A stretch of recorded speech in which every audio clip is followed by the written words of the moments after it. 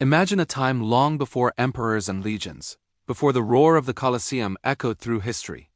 Let's travel back, way back, to central Italy, around 3,000 years ago.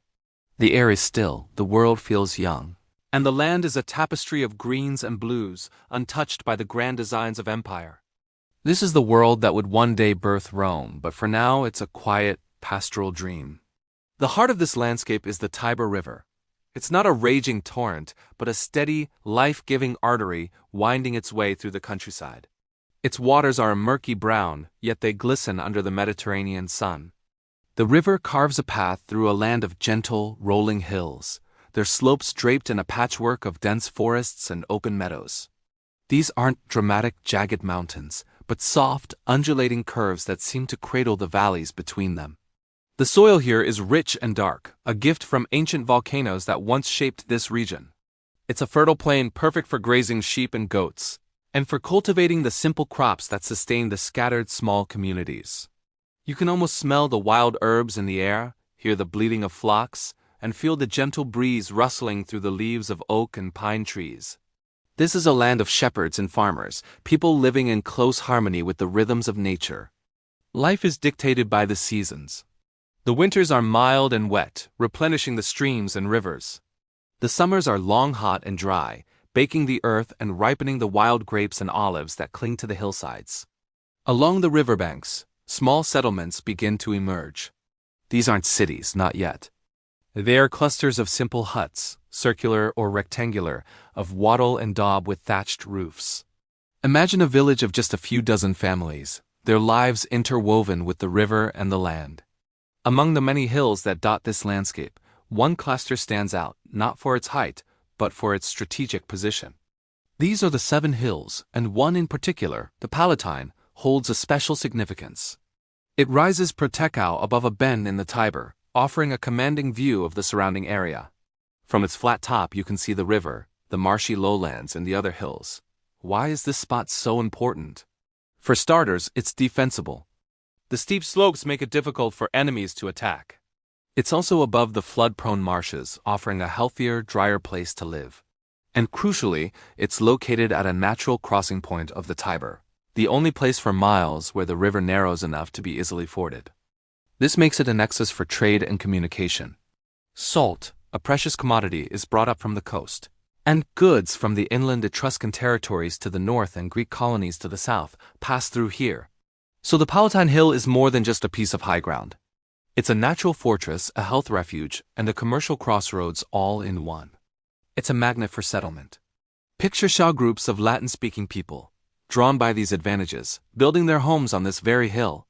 They are laying the very first, almost invisible foundations of what will become the most powerful city in the ancient world. They don't know it, of course. For them, this is just a good place to live. A place to raise their families, tend their flocks, and be safe from floods and foes. They are living a quiet, unassuming existence. They watch the sun rise over the Alban hills and set behind the Janiculum. They draw water from the springs at the foot of the hill and bury their dead in the valleys below. This is the world before Rome, a world of misty mornings, of quiet rivers, of shepherds calling to their sheep across the green hills. It's a scene of profound peace and simplicity. But in this quiet beginning, on this specific hill overlooking the Tiber, the seeds of destiny have been planted. The stage is set, and the first actors, unknowingly, have taken their places. From this tranquil landscape, an epic story is about to unfold, one that will change the course of human history forever. Thank you for joining me on this journey back in time. If you're as fascinated by the origins of Rome as I am, make sure to subscribe and hit that notification bell so you don't miss the next chapter of our story. We're just getting started. See you next time. Have you ever wondered what the land of Italy was like before the grandeur of Rome, before the Colosseum, before the Caesars? Let's travel back in time, way back to an era shrouded in mist and legend, to meet the very first people who would lay the foundations for one of history's greatest empires. This is the story of the Latin tribes, the original pioneers of Rome. Our story begins around 1000 BC. The Italian peninsula wasn't a unified nation, but a vibrant mosaic of different peoples and cultures. And into this world, a new group arrived, migrating from the north across the Alps. They were the Latins, a branch of the Indo-European family tree, speakers of a language that would one day echo across the known world, early Latin. So, who were these people? Forget about marble statues and grand forums. The early Latins were humble, hard-working pastoralists. Their lives revolved around their herds of sheep and cattle. They were farmers, tilling the soil to grow basic grains like spelt and barley. Their world was one of earth, sky, and survival. Their wealth wasn't measured in gold coins but in the size of their flock and the health of their crops. Imagine their settlements. No towering aqueducts or paved roads yet. They lived in small, scattered villages, often perched on the tops of hills for better defense against rival tribes and wild animals. Their homes were simple, circular huts made from what nature provided. They'd drive wooden posts into the ground, weave a framework of branches between them, a technique called wattle, and then plaster it all over with clay and mud, a method known as daub. A thatched roof made of reeds or straw would keep out the rain. Inside, a central hearth provided warmth, light, and a place to cook. It was a simple communal existence centered around family, clan, and the rhythms of the seasons. Archaeology gives us a fascinating window into their lives. At sites that would later become Rome, archaeologists have unearthed post holes, the dark circles in the soil left by decayed wooden posts that perfectly match the shape of these round huts. They've also found fragments of simple, unadorned pottery used for cooking and storing food, alongside the bones of domesticated animals. These humble artifacts are the silent witnesses to the daily lives of the first Latins. Their society was organized around kinship. The core unit was the family, led by the paterfamilias, the head of the household who held authority over his entire extended family. Several related families formed a clan, or gens, and a collection of clans in a particular area formed a tribe, the tribus. These tribal structures were the building blocks of their community, providing mutual protection, organizing religious rites, and resolving disputes. It was a world built on loyalty, tradition, and a deep connection to their ancestral lands. Religion was woven into every aspect of their lives. They were animists, believing that spirits, or noumena, inhabited everything around them: trees, rivers, rocks, and fields. They didn't have grand temples or elaborate statues of gods in human form just yet. Instead, their worship was focused on placating these powerful, faceless spirits of nature to ensure good harvests, healthy livestock, and the well-being of the family. They made simple offerings of milk, grain, and flowers at sacred groves or by special springs. It was a very personal and practical form of spirituality, deeply tied to the land they depended on. Now, let's focus on the geography that would shape their destiny. The Latins didn't settle just anywhere. They were drawn to a specific region in central Italy, a land of rolling hills and fertile plains, which came to be known as Latium. And flowing right through the heart of this region was a river, the Tiber. The migration into the Tiber Valley was a pivotal moment. Why here? The valley offered everything they needed. The river provided a constant source of fresh water for their families and their animals. Its periodic floods, while sometimes destructive, also deposited rich, fertile silt onto the plains, making the land perfect for farming. The surrounding hills, like the famous 7 Hills of Rome, offered excellent defensive positions. From a hilltop village, you could see enemies approaching from miles away. Furthermore, the Tiber River was a natural highway. It connected the inland hills to the sea, which was only about 15 miles away. This location was a strategic crossroads. There was even a small island in the river, Tiber Island, which made it one of the easiest places to cross.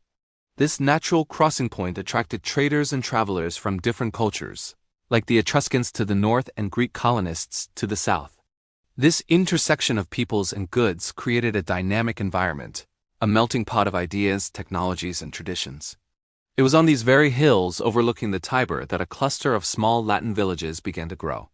Villages on the Palatine Hill, the Capitoline Hill, and the Quirinal Hill. For a long time, they were just that separate small communities of shepherds and farmers. They might trade with each other one day and fight over grazing rights the next. There was no single city, no concept of Rome yet, but the seeds were planted. Living in such close proximity, these villages began to share religious festivals, intermarry, and form alliances for mutual defense. Over generations, a sense of shared identity began to emerge among the people living on these hills. They were all Latins, but they were also the people of the Tiber crossing, the people of the 7 Hills. These first footsteps were humble. They were the steps of shepherds guiding their flocks, of farmers sowing their fields, of families building their simple wattle and daub huts. They had no grand vision of empire, no dream of eternal glory. They were simply trying to build a life in a new land.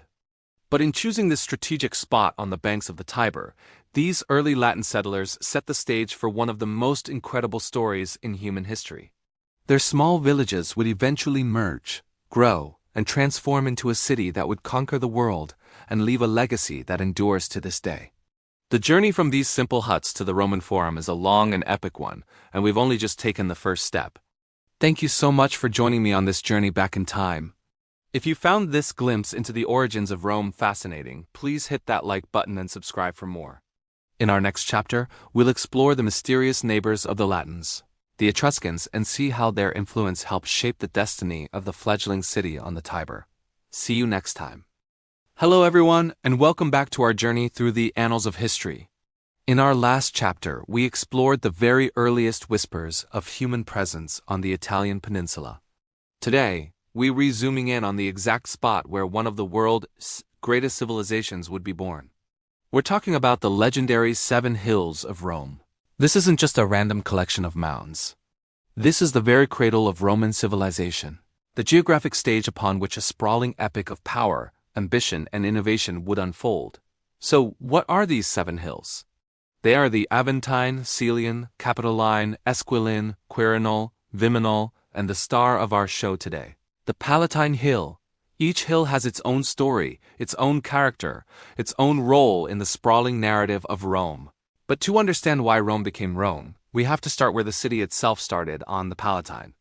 Long before emperors built their palaces there, long before the Forum buzzed with activity at its feet, the Palatine was chosen for reasons that were both practical and profound. It was a place of destiny.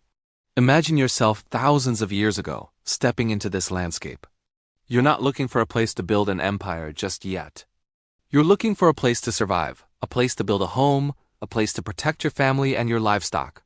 You see a cluster of hills rising from the marshy, often flooded lowlands surrounding the Tiber River. Which one do you choose? Your eyes would almost certainly be drawn to the Palatine. Why? Let's break it down. First, its height. The Palatine isn't a towering mountain. It stands about 40 meters, or around 130 feet, above the surrounding area. This might not sound like much, but in this terrain, it was a game changer. From its summit, you had a commanding view of the river, the nearby hills, and the plains stretching out in all directions. You could see friends approaching, but more importantly, you could see potential enemies long before they reached you. This strategic advantage was priceless. It gave the early settlers a crucial element of security, time to prepare, to gather their defenses, to protect their community. Second, the Palatine was a natural fortress. Its slopes were steep, making it difficult for any would-be attackers to launch a surprise assault. Unlike the flat, open plains, the hill itself was a defensive wall. Early inhabitants would have only needed to fortify a few key access points to create a secure, defensible settlement.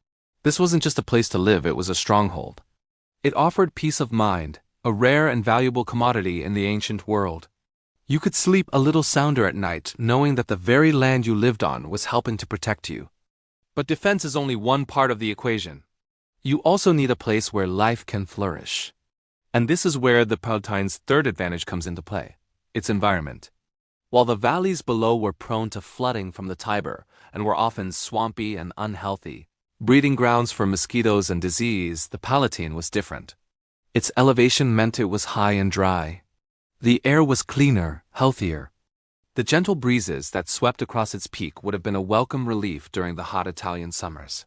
Furthermore, the hill was blessed with springs, providing a reliable source of fresh water. This was absolutely essential. You can't build a community, let alone a city, without consistent access to clean drinking water for people and their animals. The Palatine had it. The soil was also fertile enough for small-scale agriculture and grazing.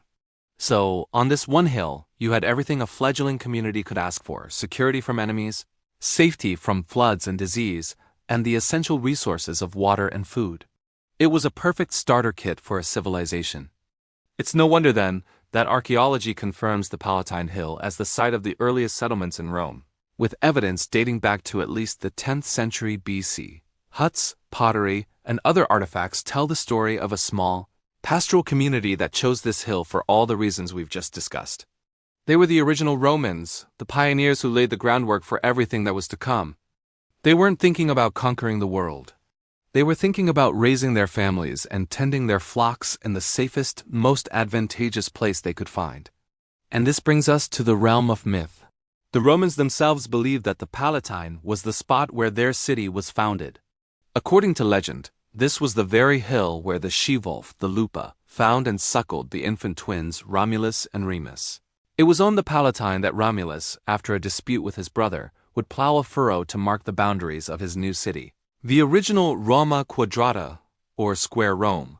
Whether you believe the myth or look at the hard archaeological evidence, the conclusion is the same. The Palatine Hill is the heart of Rome.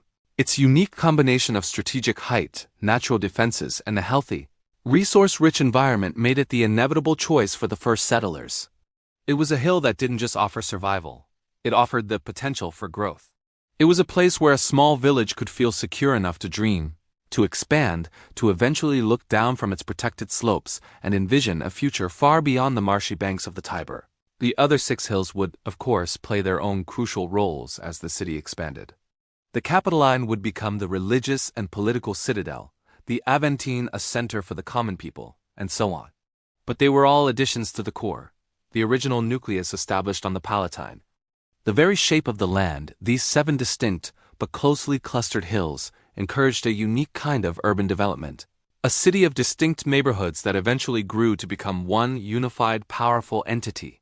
So as we move forward in our story, remember the Palatine. It's more than just a piece of land. It's the geological foundation of an empire, the high ground from which a small tribe of shepherds and farmers would eventually rise to rule the known world. Its gentle slopes and strategic position shaped the destiny of a civilization, proving that sometimes the greatest empires begin with the simple choice of the right hill. Thank you for joining me for this chapter. In our next episode, we'll dive into the legendary founding of the city itself and meet the twin brothers whose story is forever entwined with the Palatine Hill, Romulus and Remus. Don't forget to subscribe, and hit that notification bell so you don't miss it. Until next time, stay curious. Let's journey back in time, far before the grandeur of Rome, to a world shaped by the sun, the seasons, and the soil. This is the world of the first shepherds and farmers, a life of profound simplicity and deep connection to the earth. Imagine waking not to an alarm but to the first light of dawn painting the sky, the air crisp and filled with the scent of damp earth and the gentle bleating of sheep. This was a life measured in seasons, not minutes. Spring was a time of frantic hope and hard work. The thaw meant it was time to prepare the fields. With tools fashioned from wood, stone, and perhaps the first bits of bronze, they would break the ground. A simple wooden plow, maybe pulled by an ox or even by the farmer himself, would cut furrows into the earth. It was back-breaking labor, from sunrise to sunset, a race against time to sow the seeds of wheat, barley, or spelt before the weather turned. The entire community would often work together, their rhythmic movements a testament to shared purpose and survival. While some tended the fields, others took the flocks to pasture. Shepherding was a solitary yet vital role. A shepherd's constant companions were his flock and his dog. His tools were simple: a sturdy staff for support and to guide the sheep, a sling to ward off predators like wolves or bears, and a leather pouch for a humble meal of bread, cheese, and olives. He knew each animal in his care, their temperaments, their needs. His days were spent under the vast open sky, watching, waiting, and wandering. He learned to read the clouds, to find water, and to navigate by the stars, skills passed down through generations. Summer brought a different rhythm. The sun beat down and the crops grew tall. The days were long, dedicated to weeding the fields and ensuring the plants had enough water, a precious resource often channeled through simple, hand-dug irrigation ditches. For the shepherds, summer meant moving the flocks to higher, cooler pastures in the hills or mountains, a seasonal migration known as transhumance. This journey, often lasting days, was a tradition in itself, following ancient paths trodden by countless ancestors. Along the way, they would mend fences, share stories with other shepherds, and live a life almost entirely outdoors. The evenings were a time for community. After a long day's work, families would gather around a central fire. This was the heart of the home, providing warmth, light, and a place to cook the evening meal, a simple stew of grains and vegetables, perhaps with a piece of smoked meat. It was here that stories were told, traditions were passed down, and the day's events were recounted. Elders would share wisdom, children would listen with wide eyes, and the bonds of kinship were strengthened. Music might fill the air, the sound of a simple flute carved from a reed or the rhythmic beat of a drum. These were not grand performances, but intimate expressions of joy, sorrow, and hope. Autumn was the season of culmination, the time of harvest. The entire village would pour into the fields to bring in the crops. Using flint sickles, they would cut the stalks of grain, bundling them into sheaves. The harvest was a frantic, joyful period. It was a celebration of a successful season, a guarantee of food for the long winter ahead. The grain was threshed to separate the kernels, then stored in clay pots or underground pits to protect it from moisture and pests. Fruits were picked, grapes were pressed for wine, and olives were crushed for oil, the liquid gold of the ancient world. Following the harvest came the festivals. These were not just parties. They were sacred rituals of gratitude to the gods and spirits of the land who had granted them a bountiful season. They would offer the first fruits, share communal feasts, and celebrate with music and dance. These celebrations were essential, reinforcing their connection to the natural and spiritual worlds, and marking the turning of the great wheel of the year. As winter closed in, life moved indoors. The days grew short, and a quiet stillness fell over the land. This was a time for mending tools, weaving cloth from the wool sheared in the spring, and making pottery. The flocks were brought closer to the settlement, sheltered in simple pens. It was a period of rest and reflection, but also of careful rationing. Survival depended on how well they had prepared.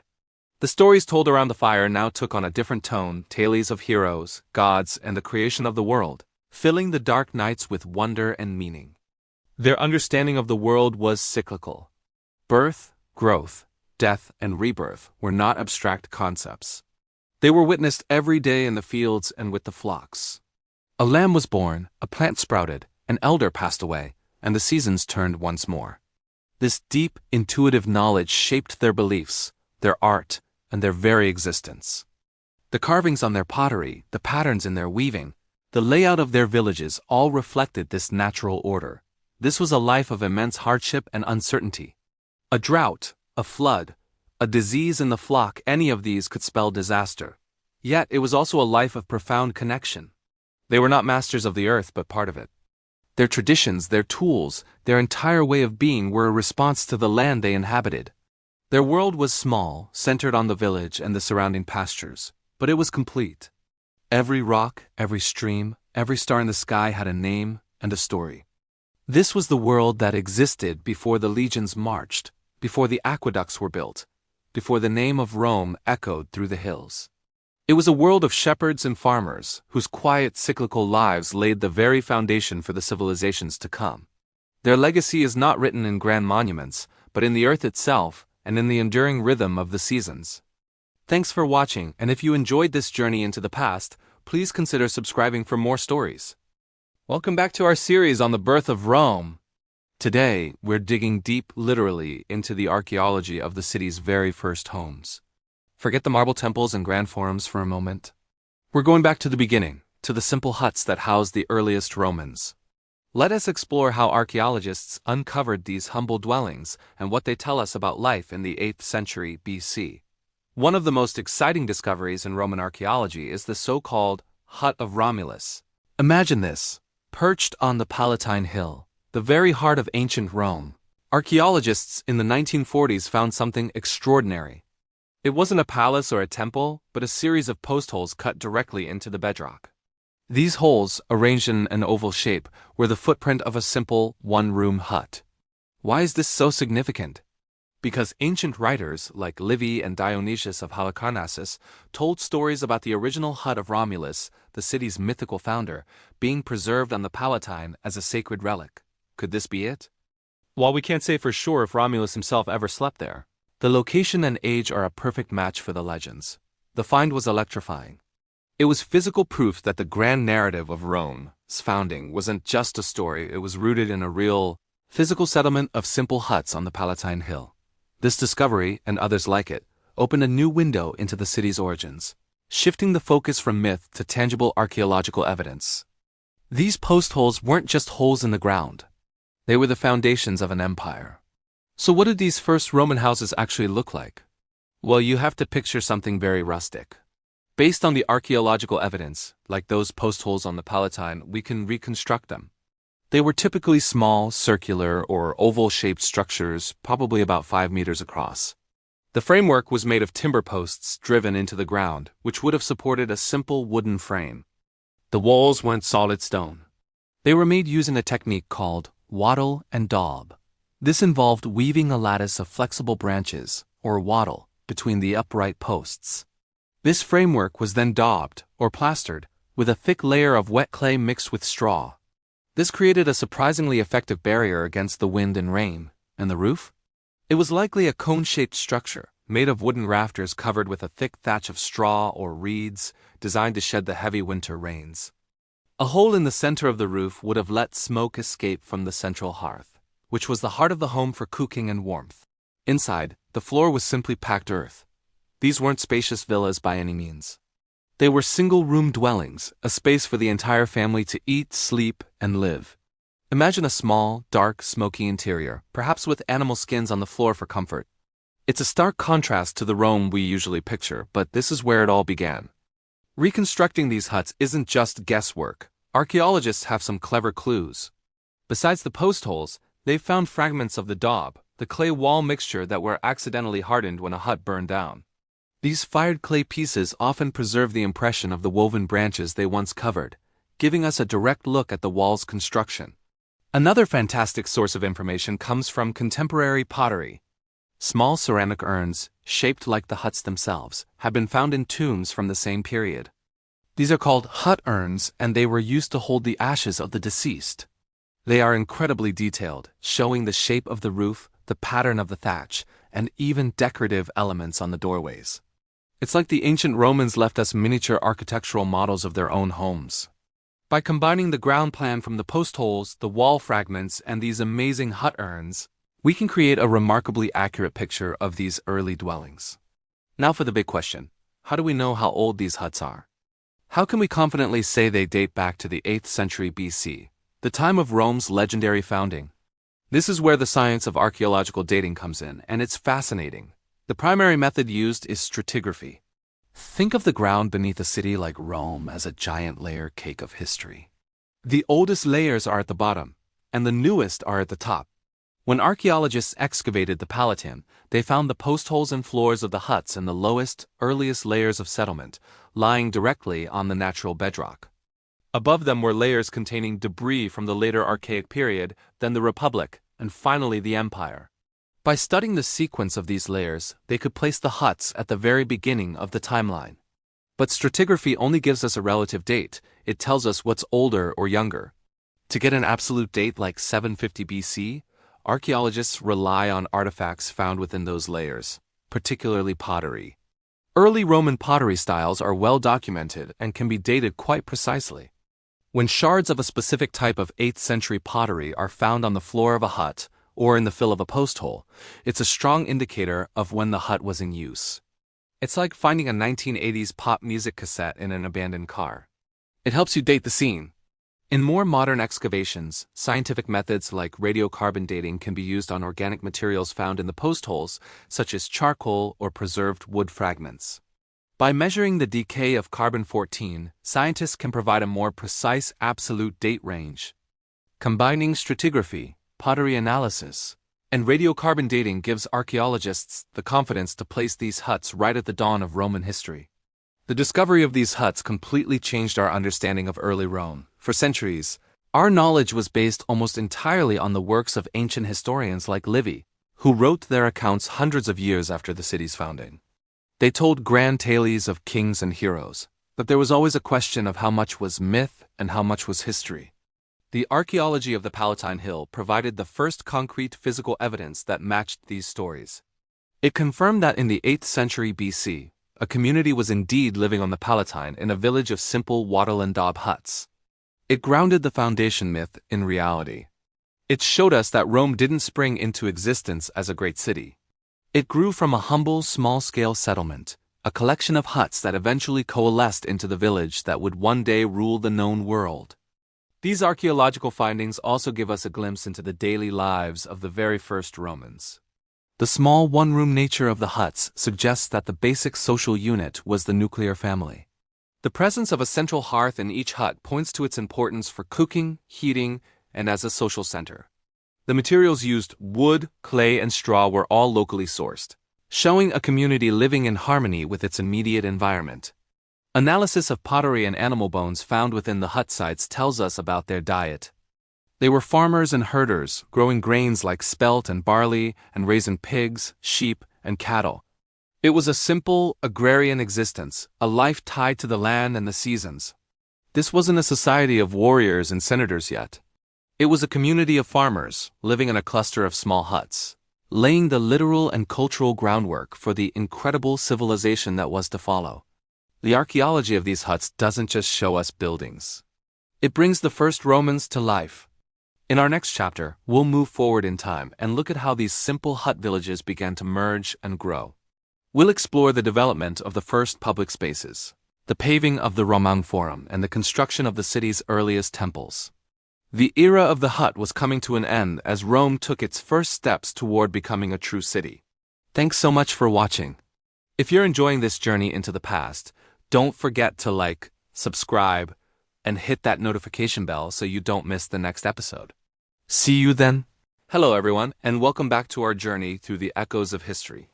Today, in our 6th chapter, we're diving deep into the heart of a legend, a story that isn't just a tale, but the very cornerstone of an empire.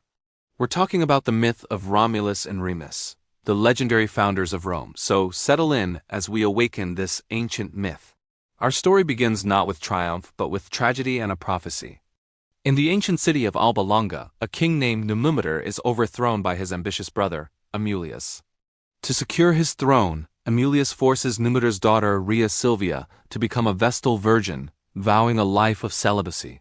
This was a cold, calculated move to ensure she would have no heirs who could one day challenge his rule. But fate, or perhaps the gods, had other plans. The god Mars, captivated by Rhea Silvia's beauty, visits her. From this divine union, twin boys are born, Romulus and Remus. When the usurper King Amulius learns of their birth, he flies into a rage.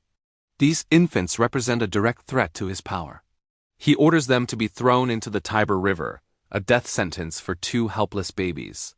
But here, the myth takes its first magical turn. The servant tasked with this grim duty feels a pang of pity. Instead of casting them into the raging currents, he places the twins in a basket and sets it gently afloat on the water. The river itself seems to protect them, carrying the basket to the shore at the foot of what would one day be known as the Palatine Hill. Now, think about this symbolism. The river, a force of nature that can both give life and take it away, chooses to preserve them. The basket, a fragile vessel, becomes their ark of survival. This isn't just a random detail. It's a powerful image suggesting that these boys are destined for greatness, protected by forces beyond human control. As the infants lay crying on the riverbank, another miracle occurs.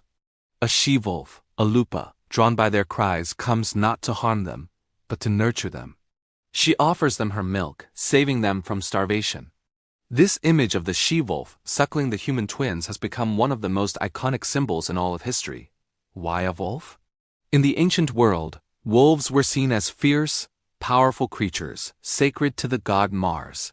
For the children of Mars to be raised by a wolf is a sign of their divine heritage and their future strength.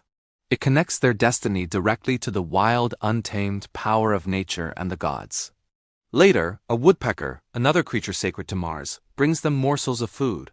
And finally, a shepherd named Faustulus discovers the boys. He and his wife Acca take the twins home and raise them as their own sons. They grow up strong, brave, and natural leaders among the other shepherds, unaware of their royal bloodline. As young men, their innate leadership qualities shine through. They are bold and charismatic, gathering a following of loyal shepherds. During a dispute with the shepherds of the cruel King Amulius, Remus is captured and taken before the king. This fateful encounter sets in motion the revelation of their true identity. Faustulus, fearing for Remus's life, reveals the truth to Romulus about their miraculous birth and rescue. Fueled by this revelation, Romulus gathers his band of shepherds and marches on Alba Longa. He leads a successful revolt, kills the usurper Amulius, and restores his grandfather Numitor to the throne. Justice is served, and their royal lineage is finally acknowledged. But Romulus and Remus are not content to simply live in their ancestral city. They are filled with a desire to build a city of their own, a new beginning on the very hills where they were saved. They return to the site by the Tiber River, the place of their salvation, to found their new home. This is where the story shifts from unity to rivalry. The brothers disagree on which hill to build their city. Romulus favors the Palatine Hill, where they were found by the she-wolf, while Remus prefers the Aventine Hill. The symbolism here is potent. Two brothers, two hills, two visions for the future. They decide to settle the dispute through augury, a practice of reading the will of the gods by observing the flight of birds. Remus is the first to see a sign. 6 vultures fly over the Aventine Hill. He claims victory. But shortly after, Romulus sees a more powerful omen. 12 vultures flying over the Palatine Hill. A fierce argument erupts. Who did the gods favor? The one who saw the sign first, or the one who saw the greater number? This ambiguity highlights the tragic inevitability of their conflict. Ignoring Remus's claim, Romulus begins to dig a trench and build a wall around the Palatine Hill, marking the boundaries of his new city, which he names Rome. In a moment of mockery and defiance, Remus leaps over the half-built wall, a grave insult that trivializes the sacred act of founding a city. Enraged by this act of disrespect, Romulus strikes his brother down, declaring, "So shall it be for all who dare to leap over my walls." Remus's death is a tragic foundational moment. It's a dark stain on the birth of Rome, a sacrifice at the city's very inception.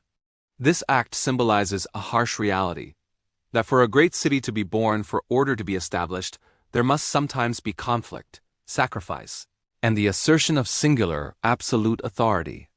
Romulus, now the sole founder, becomes the first king of Rome. So why do we tell this story? Why did the Romans pass this myth down for centuries? It's more than just a dramatic tale of gods, wolves, and warring brothers. Myths like this are a culture's memory. They are a way of answering the fundamental question, where do we come from? For the Romans, this myth explained everything. It gave them a divine origin, linking them directly to the god of war, Mars. This justified their military prowess and their ambition to conquer. It explained their connection to the land, founding their city on the very spot of a miracle. The she-wolf became a symbol of Roman identity, representing the city's ability to nurture its citizens and its fierce, protective nature. The story also contains a moral blueprint. The conflict between Romulus and Remus serves as a perpetual warning about the dangers of internal division. The murder of Remus establishes the sanctity of Rome's walls and the absolute importance of law and order. It teaches that the good of the city, the state, must come before personal or familial ties. Myths are not history in the way we think of it today, with dates and documented facts. Instead, they are the soul of history. They are the stories a people tells itself to understand its own character, its values, and its destiny. The story of Romulus and Remus gave every Roman, from the emperor down to the common soldier, a sense of shared identity and purpose. It told them they were part of something special, something divinely ordained and forged in both miracle and tragedy. By remembering this myth, we're not just learning about ancient beliefs. We're learning about the power of storytelling itself and how a single, powerful narrative can shape the course of one of the greatest civilizations the world has ever known. It's a testament to the idea that sometimes the stories we tell are just as important as the things we build. Thank you so much for joining me today to explore the founding myth of Rome. I hope it gave you a new perspective on how ancient cultures understood themselves. If you enjoyed this journey into the past, please give this video a like, and don't forget to subscribe and hit the notification bell so you don't miss our next chapter. We have so many more stories to uncover together. Until next time, stay curious. Hello everyone, and welcome back to our journey through the mists of time. Today, we're landing on one of the most famous hills in history, the Palatine. But we're not here for the grand palaces of emperors just yet. We're going much, much further back, to a time when this iconic hill was just a rugged, green space, waiting for its first inhabitants. This is Chapter 7. The Palatine Hill village takes shape. Imagine this. The air is crisp, the Tiber River flows gently below, and the land is fertile. This is the scene that greeted the very first pioneers who decided to call the Palatine Hill home. These weren't armies or kings, they were families. Simple, hardy people looking for a safe place to build a life. They arrived not as a single organized wave, but in small, tentative groups. A family would arrive, survey the land, and choose a spot. They'd clear a small patch of earth, their hands working the soil for the first time. What did these first homes look like? Forget marble and columns. Think simple, round, or rectangular huts. The foundations were dug directly into the earth, providing a sturdy base. The walls were made of wattle and daub, a lattice of wooden strips, or wattle, plastered with a sticky mixture of wet soil, clay, sand, and straw, which is the daub. This technique was ingenious. It was readily available, easy to work with, and surprisingly effective at keeping out the wind and rain. The roofs were thatched, likely with reeds and straw gathered from the riverbanks and nearby fields. A hole in the center of the roof would have allowed smoke from the central hearth to escape. This hearth was the heart of the home. It was where food was cooked, where families gathered for warmth on chilly nights, and where stories were told. Life was lived in a single communal space. It was basic, it was rustic, but for these early settlers, it was home.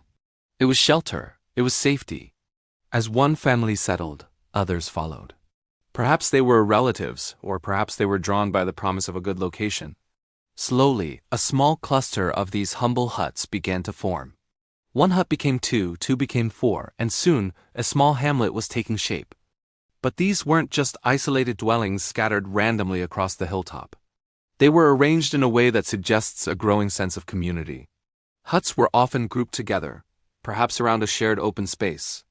This central area would have been a hub of daily life. It's where children played, where adults mended tools, wove fabric, and shared news. It was the village square, long before such a concept was formally named. This physical proximity wasn't just for convenience. It was a fundamental shift in how these people lived. They were moving from isolated family units to an interconnected community. Why was this cooperation so crucial? The answer lies in the two great challenges of the ancient world: protection and sustenance. The world outside their small settlement was wild and unpredictable. Rival groups might wander through the area, and wild animals were a constant threat. A single family was vulnerable. But a group of families working together? They stood a much better chance. They would have organized a watch. Men would take turns standing guard, especially at night, their eyes scanning the dark landscape from the strategic high ground of the hill. The very choice of the Palatine was a defensive one. Its steep slopes made it difficult to attack, offering a natural fortress. By living together, they could better defend this advantage, warning each other of approaching danger and presenting a united front. An attack on one hut was an attack on the entire community. This sense of shared destiny was just as important when it came to farming. Clearing land, plowing fields, sowing seeds, and harvesting crops was back-breaking labor. Doing it alone was incredibly difficult. But by pooling their efforts, they could accomplish so much more. One group might focus on clearing a new patch of forest, while another worked on tilling the existing fields. They could share tools, which were precious and time-consuming to make. A broken plow could be a disaster for one family. But in a community, someone else would have one to lend, or someone with the skill could help repair it. They likely farmed the lower slopes and the valleys surrounding the hill. They would have grown ancient varieties of wheat like emmer and spelt, as well as barley, beans, and lentils. These were the staples that would fill their bellies and see them through the winter. The harvest wasn't just a private affair. It was a communal achievement. The success of the harvest meant survival for everyone. This shared reliance on the land forged powerful bonds. They depended on the soil, and they depended on each other. Beyond farming, they would have raised livestock. Sheep and goats provided milk, cheese, and wool. Pigs and cattle were a source of meat and leather. Tending to these animals was another shared responsibility. They might have grazed their herds together in common pastures, with community members taking turns to watch over the animals. This cooperation maximized their resources and minimized their risks. This emerging village on the Palatine was more than just a collection of huts and farms. It was the birthplace of a society. Rules, unspoken at first, would have begun to form.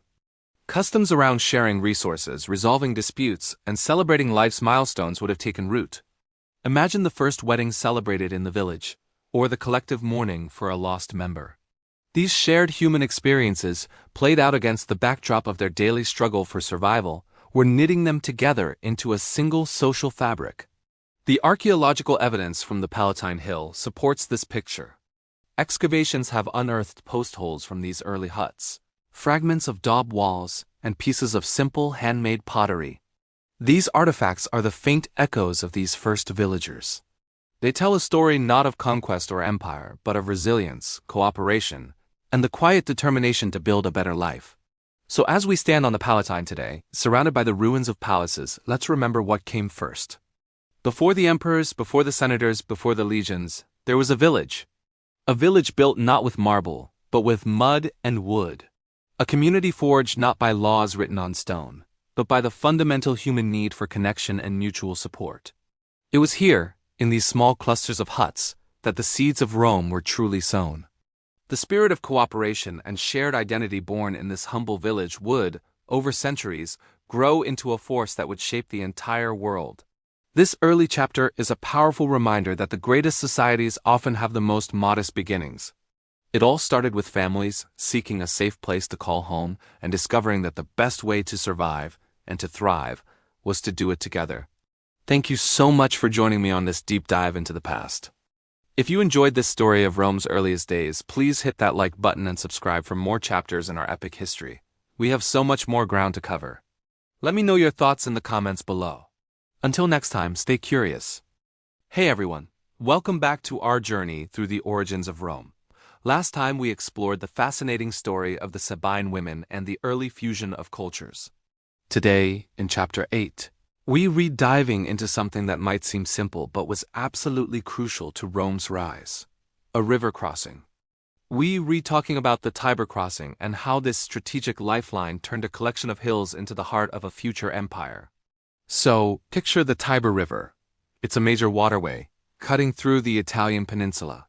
For most of its length, it's wide and deep, making it difficult to cross. But near the 7 hills of Rome, something special happened. There was a natural island, now called Tiber Island, that split the river into 2 narrower, shallower channels.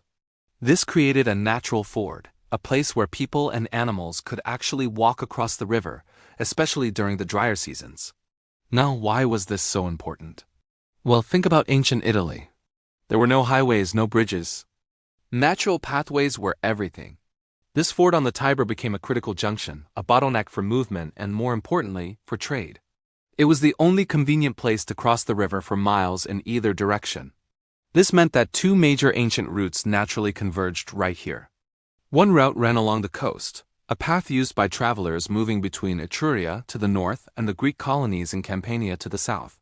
The other was an inland route connecting the Sabine Hills in the east to the sea. All this traffic, all these people, merchants and shepherds, had to pass through this one specific spot. And whoever controlled this crossing point controlled the flow of goods and wealth. This brings us to one of the most valuable commodities of the ancient world: salt. You might think it's just salt, right? But back then, salt was like gold. It was the primary way to preserve food, especially meat and fish. Without refrigeration, salt was essential for survival, allowing communities to store food for winter or for long journeys. It was so valuable that the word salary actually comes from the Latin word for salt, sal, because Roman soldiers were sometimes paid in salt. So where did the salt come from? The best source was the sea. On the coast, near the mouth of the Tiber, were extensive salt pans, natural flat areas where seawater would evaporate under the sun, leaving behind pure crystalline salt. This was a massive salt production center for central Italy. The main route to transport this precious salt inland was called the Via Salaria, the Salt Road. This ancient road started at the salt pans on the coast and headed northeast, up into the Apennine Mountains to the Sabine territories and beyond. And guess where the Via Salaria had to cross the Tiber? You got it right, at that natural ford by the 7 hills. So you have this constant stream of traders hauling bags of valuable salt from the coast, heading inland. They need to cross the river, and the only good place to do it is right here. This makes the area incredibly strategic. It's a natural toll booth, a place to tax trade, a place to control commerce. Now let's connect this back to our hills. The Palatine Hill, where Romulus supposedly founded his first settlement, stands directly overlooking this crucial river crossing. From the top of the Palatine, you have a perfect vantage point. You can see who is coming and going. You can monitor the ford, protect it from enemies, and control access to it. Living on the Palatine wasn't just about having a defensible position against raids. It was about controlling the economic engine of the entire region. The early settlers on the Palatine Hill were perfectly positioned to become the gatekeepers of this lucrative trade route. They could offer protection to merchants in exchange for a fee, or they could directly engage in the salt trade themselves, becoming wealthy and powerful in the process. This strategic location is a huge part of why this particular cluster of hills, and not some other spot along the river, became the foundation for a great city. Other hills like the Palatine also offered great defensive positions, but the Palatine had the prime real estate right above the economic action. It commanded the intersection of regional trade and communication. This economic advantage provided the resources needed for growth. The wealth generated from controlling the Tiber crossing and the salt trade would have funded bigger walls, better weapons, and a growing population. It allowed the early Romans to project power and influence over their neighbors. They weren't just a group of shepherds huddled on a hill. They were strategic entrepreneurs sitting on a gold mine, or rather, a salt mine. So, when we think about the founding of Rome, it's not just about myths and legends of gods and wolves. It's also about practical geography and economics. The city's destiny was shaped by the very land it was built on. The Tiber Ford was a natural magnet for people and wealth, and the Palatine Hill was the perfect place to harness that power. This strategic lifeline was the economic heart that started pumping life into the fledgling settlement, setting the stage for everything that was to come. It's a powerful reminder that sometimes the greatest empires begin with something as simple as a shallow place in a river and a commodity as basic as salt. The genius of the early Romans was recognizing the value of their location and exploiting it to its fullest potential. That's a wrap for Chapter 8. We've seen how geography and trade laid the economic foundation for Rome. Next time, in Chapter 9, we'll look at the early kings of Rome and how they began to build a true city-state out of this strategic settlement. It's going to be another fascinating step in our story. Thanks for watching, and if you're enjoying this deep dive into history, make sure to like, subscribe, and hit that notification bell so you don't miss the next chapter. See you then. Hey everyone, welcome back to our deep dive into the story of Rome. Today, in Chapter 9, we're zooming in on a crucial part of Rome's early development, its relationship with its neighbors. We often think of Rome as a military powerhouse, constantly at war, but the truth is a lot more nuanced, especially in the beginning. The early Romans were surrounded by a vibrant tapestry of cultures, including the Sabines, the sophisticated Etruscans, and a host of other Italic tribes. And while conflict was certainly part of the story, it wasn't the whole story. Peaceful exchange was just as important, if not more so, in shaping the city that would one day rule the known world. So, who were these neighbors? Let's start with the Sabines. They were an Italic people living in the Central Apennines, just to the northeast of Rome. You've probably heard the famous legend of the rape of the Sabine women, where the early Roman men, desperate for wives, abducted women from a Sabine festival.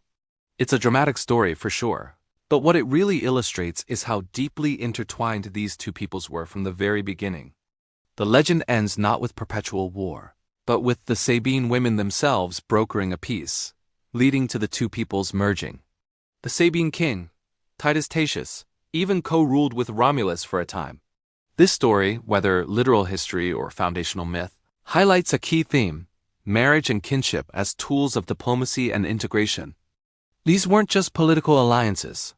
They were families being woven together, creating shared bloodlines and mutual obligations. Sabine culture deeply influenced Rome, contributing religious practices and even prominent Roman family names. Now, let's talk about the Etruscans. These were the power players of early Italy, living to the north of Rome in Etruria, which is modern-day Tuscany. The Etruscans were a highly advanced civilization. They were master builders, skilled artisans, and had a complex religious and political system. Their influence on Rome was absolutely immense. Think about it. The last three kings of Rome's regal period, Tarquinius Priscus, Servius Tullius, and Tarquinius Superbus, were of Etruscan descent. This wasn't a military conquest in the typical sense. It was more like a period of profound cultural and political assimilation. The Etruscans taught the Romans so much. They brought advanced architectural techniques like the use of the arch and the vault, which would become hallmarks of Roman engineering. They introduced gladiatorial combat, which originated from Etruscan funeral rites. Even symbols of Roman power, like the fasces, that bundle of rods with an axe that magistrates carried, were an Etruscan import. Their alphabet, which they had adapted from the Greeks, was passed on to the Romans, forming the basis of the Latin alphabet we still use today. Trade with Etruria was bustling. Rome, situated on the Tiber River, was a natural crossroads, and goods flowed in and out. The Romans imported fine Etruscan pottery, metalwork, and luxury items, and in return, they likely exported agricultural products and salt from the salt pans at the river's mouth. This constant flow of goods meant a constant flow of ideas, technologies, and customs, enriching Roman society in ways that war never could. Beyond the Sabines and Etruscans, Rome was surrounded by a mosaic of other Italic tribes, like the Latins, the Aqui, and the Volsci. The Latins, in particular, were very closely related to the Romans. They shared a common language, Latin, and many religious beliefs. They formed what is known as the Latin League, a confederation of towns and tribes for mutual defense. While they sometimes fought against Rome, they also fought alongside it. These interactions were a mix of cooperation and competition. They traded goods, they shared religious festivals at common sanctuaries, and yes, they intermarried. This created a complex web of relationships across the region of Latium. It's easy to get lost in the epic battles, but it's these day-to-day interactions that really built the foundation of Rome. Imagine a Roman marketplace in the 7th century BC. You wouldn't just hear Latin, you'd hear Etruscan, Sabine dialects, and other Italic languages. You'd see pottery from Etruria, tools from a Sabine smith, and textiles woven by a Latin woman. This was a cosmopolitan environment from very early on. This constant cultural exchange made Rome adaptable and resilient. It wasn't a closed-off, homogeneous society. It was a melting pot, a city that was brilliant at observing what its neighbors did well, and then adopting and adapting those things for its own purposes. Think about the religious sphere. The Romans were famous for incorporating foreign gods and cults into their own pantheon. When they encountered a new people, they didn't just see enemies. They saw new gods to worship, new rituals to learn. This syncretism, this blending of beliefs, was a powerful tool. It made it easier to integrate conquered or allied peoples. When you start worshiping their gods, it sends a powerful message of inclusion and respect. It turns us versus them into just us. This period of peaceful exchange and gradual absorption was the secret to Rome's early success. It built a strong, diverse, and robust cultural and demographic base. When the time for major expansion did come, Rome wasn't just a single city-state. It was the leader of a network of peoples, bound by ties of trade, marriage, and shared culture. The military might came later, but it was built on a foundation laid by merchants, farmers, artisans, and families who crossed cultural lines to build a shared world. The roads that would later carry legions first carried traders and their goods. The alliances sealed in battle were often preceded by alliances sealed in marriage. This chapter of Rome's history is a vital reminder that a civilization's strength isn't just measured by its armies, but by its openness to new ideas, its ability to form connections, and its capacity to turn strangers into neighbors, and neighbors into family. This was Rome's first, and perhaps greatest, conquest, the conquest of hearts and minds through peaceful exchange. Thanks so much for joining me for this look into Rome's early neighborhood. It's a fascinating side of the story we don't always hear. If you enjoyed this, please hit that like button, subscribe for more, and let me know in the comments which of Rome's neighbors you find most interesting. We'll see you in the next chapter. Hello everyone, and welcome back to our channel. Today, we're journeying back in time to explore something truly fundamental to human existence: belief. In this 10th chapter of our series, we'll delve into the rich and complex spiritual world of our early ancestors. We'll uncover how they made sense of a world filled with mystery, what rituals they performed, and how their connection to the natural world shaped their very souls. So grab a cup of tea, get comfortable, and let's step into a world guided by spirits, sacred groves, and the turning of the seasons. Before written history, before sprawling cities and empires, humanity's relationship with the world was intimate and profoundly spiritual. For early settlers, the line between the physical and the metaphysical was beautifully blurred. Everything, from the rustling leaves on a tree to the babbling of a brook, was alive with a spirit, a force, a consciousness. This worldview, often called animism, wasn't a primitive superstition. It was a sophisticated way of understanding and respecting the intricate web of life. The world wasn't just a resource to be used. It was a community of beings to be lived with. The wind wasn't just moving air. It was the breath of the world. A river wasn't just water. It was the lifeblood of the land, with a spirit that could give bounty or bring floods. This perspective fostered a deep sense of connection and responsibility. You wouldn't pollute a river because you would be harming a living entity, a neighbor. You wouldn't clear a forest without consideration, because you were displacing countless spirits that called it home. This was the foundation of their spiritual life, a conversation with the world around them. So, how did our ancestors communicate with the spirit world? One of the most common ways was through shrines. Now, when we think of shrines, we might picture elaborate temples. But for early people, a shrine could be incredibly humble, yet immensely powerful. It could be a unique rock formation, a hidden spring gushing from the earth, or a small clearing in the woods. These places were considered liminal spaces, thresholds where the veil between the human world and the spirit world was thin. People would visit these sites to leave offerings, a handful of grain, a carved piece of wood, a brightly colored feather. These weren't bribes. They were gifts, tokens of respect and gratitude. It was a way of saying, "We see you, we honor you. We are part of this world with you." Imagine a small, hand-carved figurine placed in the hollow of a tree, an offering to the spirit of the forest for a successful hunt. Or a small, smooth stone, carried from a distant river and placed by a spring, a prayer for health and clean water. These simple acts tethered them to their environment, reinforcing their place within a living, breathing cosmos. These shrines were the original community centers, places of personal reflection and communal gathering, anchoring their spiritual lives to the very land they walked upon. Among the most revered elements of the natural world were the trees. It's hard for us to imagine today, but in a world dominated by forests, certain trees stood out as profoundly sacred. Often, it was an ancient, massive oak, a solitary yew in a clearing, or a grove of birch trees with their ghostly white bark. These weren't just wood and leaves. They were living monuments, history keepers, and direct conduits to the heavens. Their roots plunged deep into the underworld, while their branches reached for the sky, connecting all realms. These sacred trees and groves were natural cathedrals.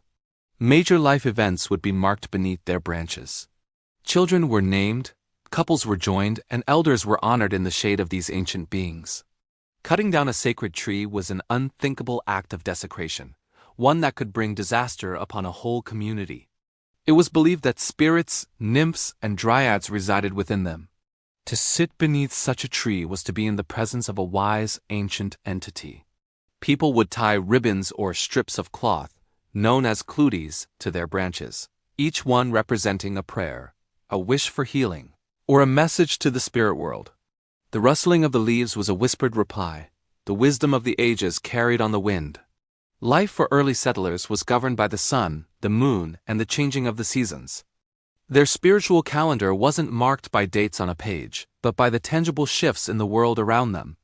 This rhythm of the year was celebrated with seasonal festivals, moments of communal joy, reflection, and ritual that were vital to their survival and spiritual well-being. Let's start with the winter solstice. In the deepest, darkest part of the year, when the sun was weakest and the nights were longest, they held festivals of light.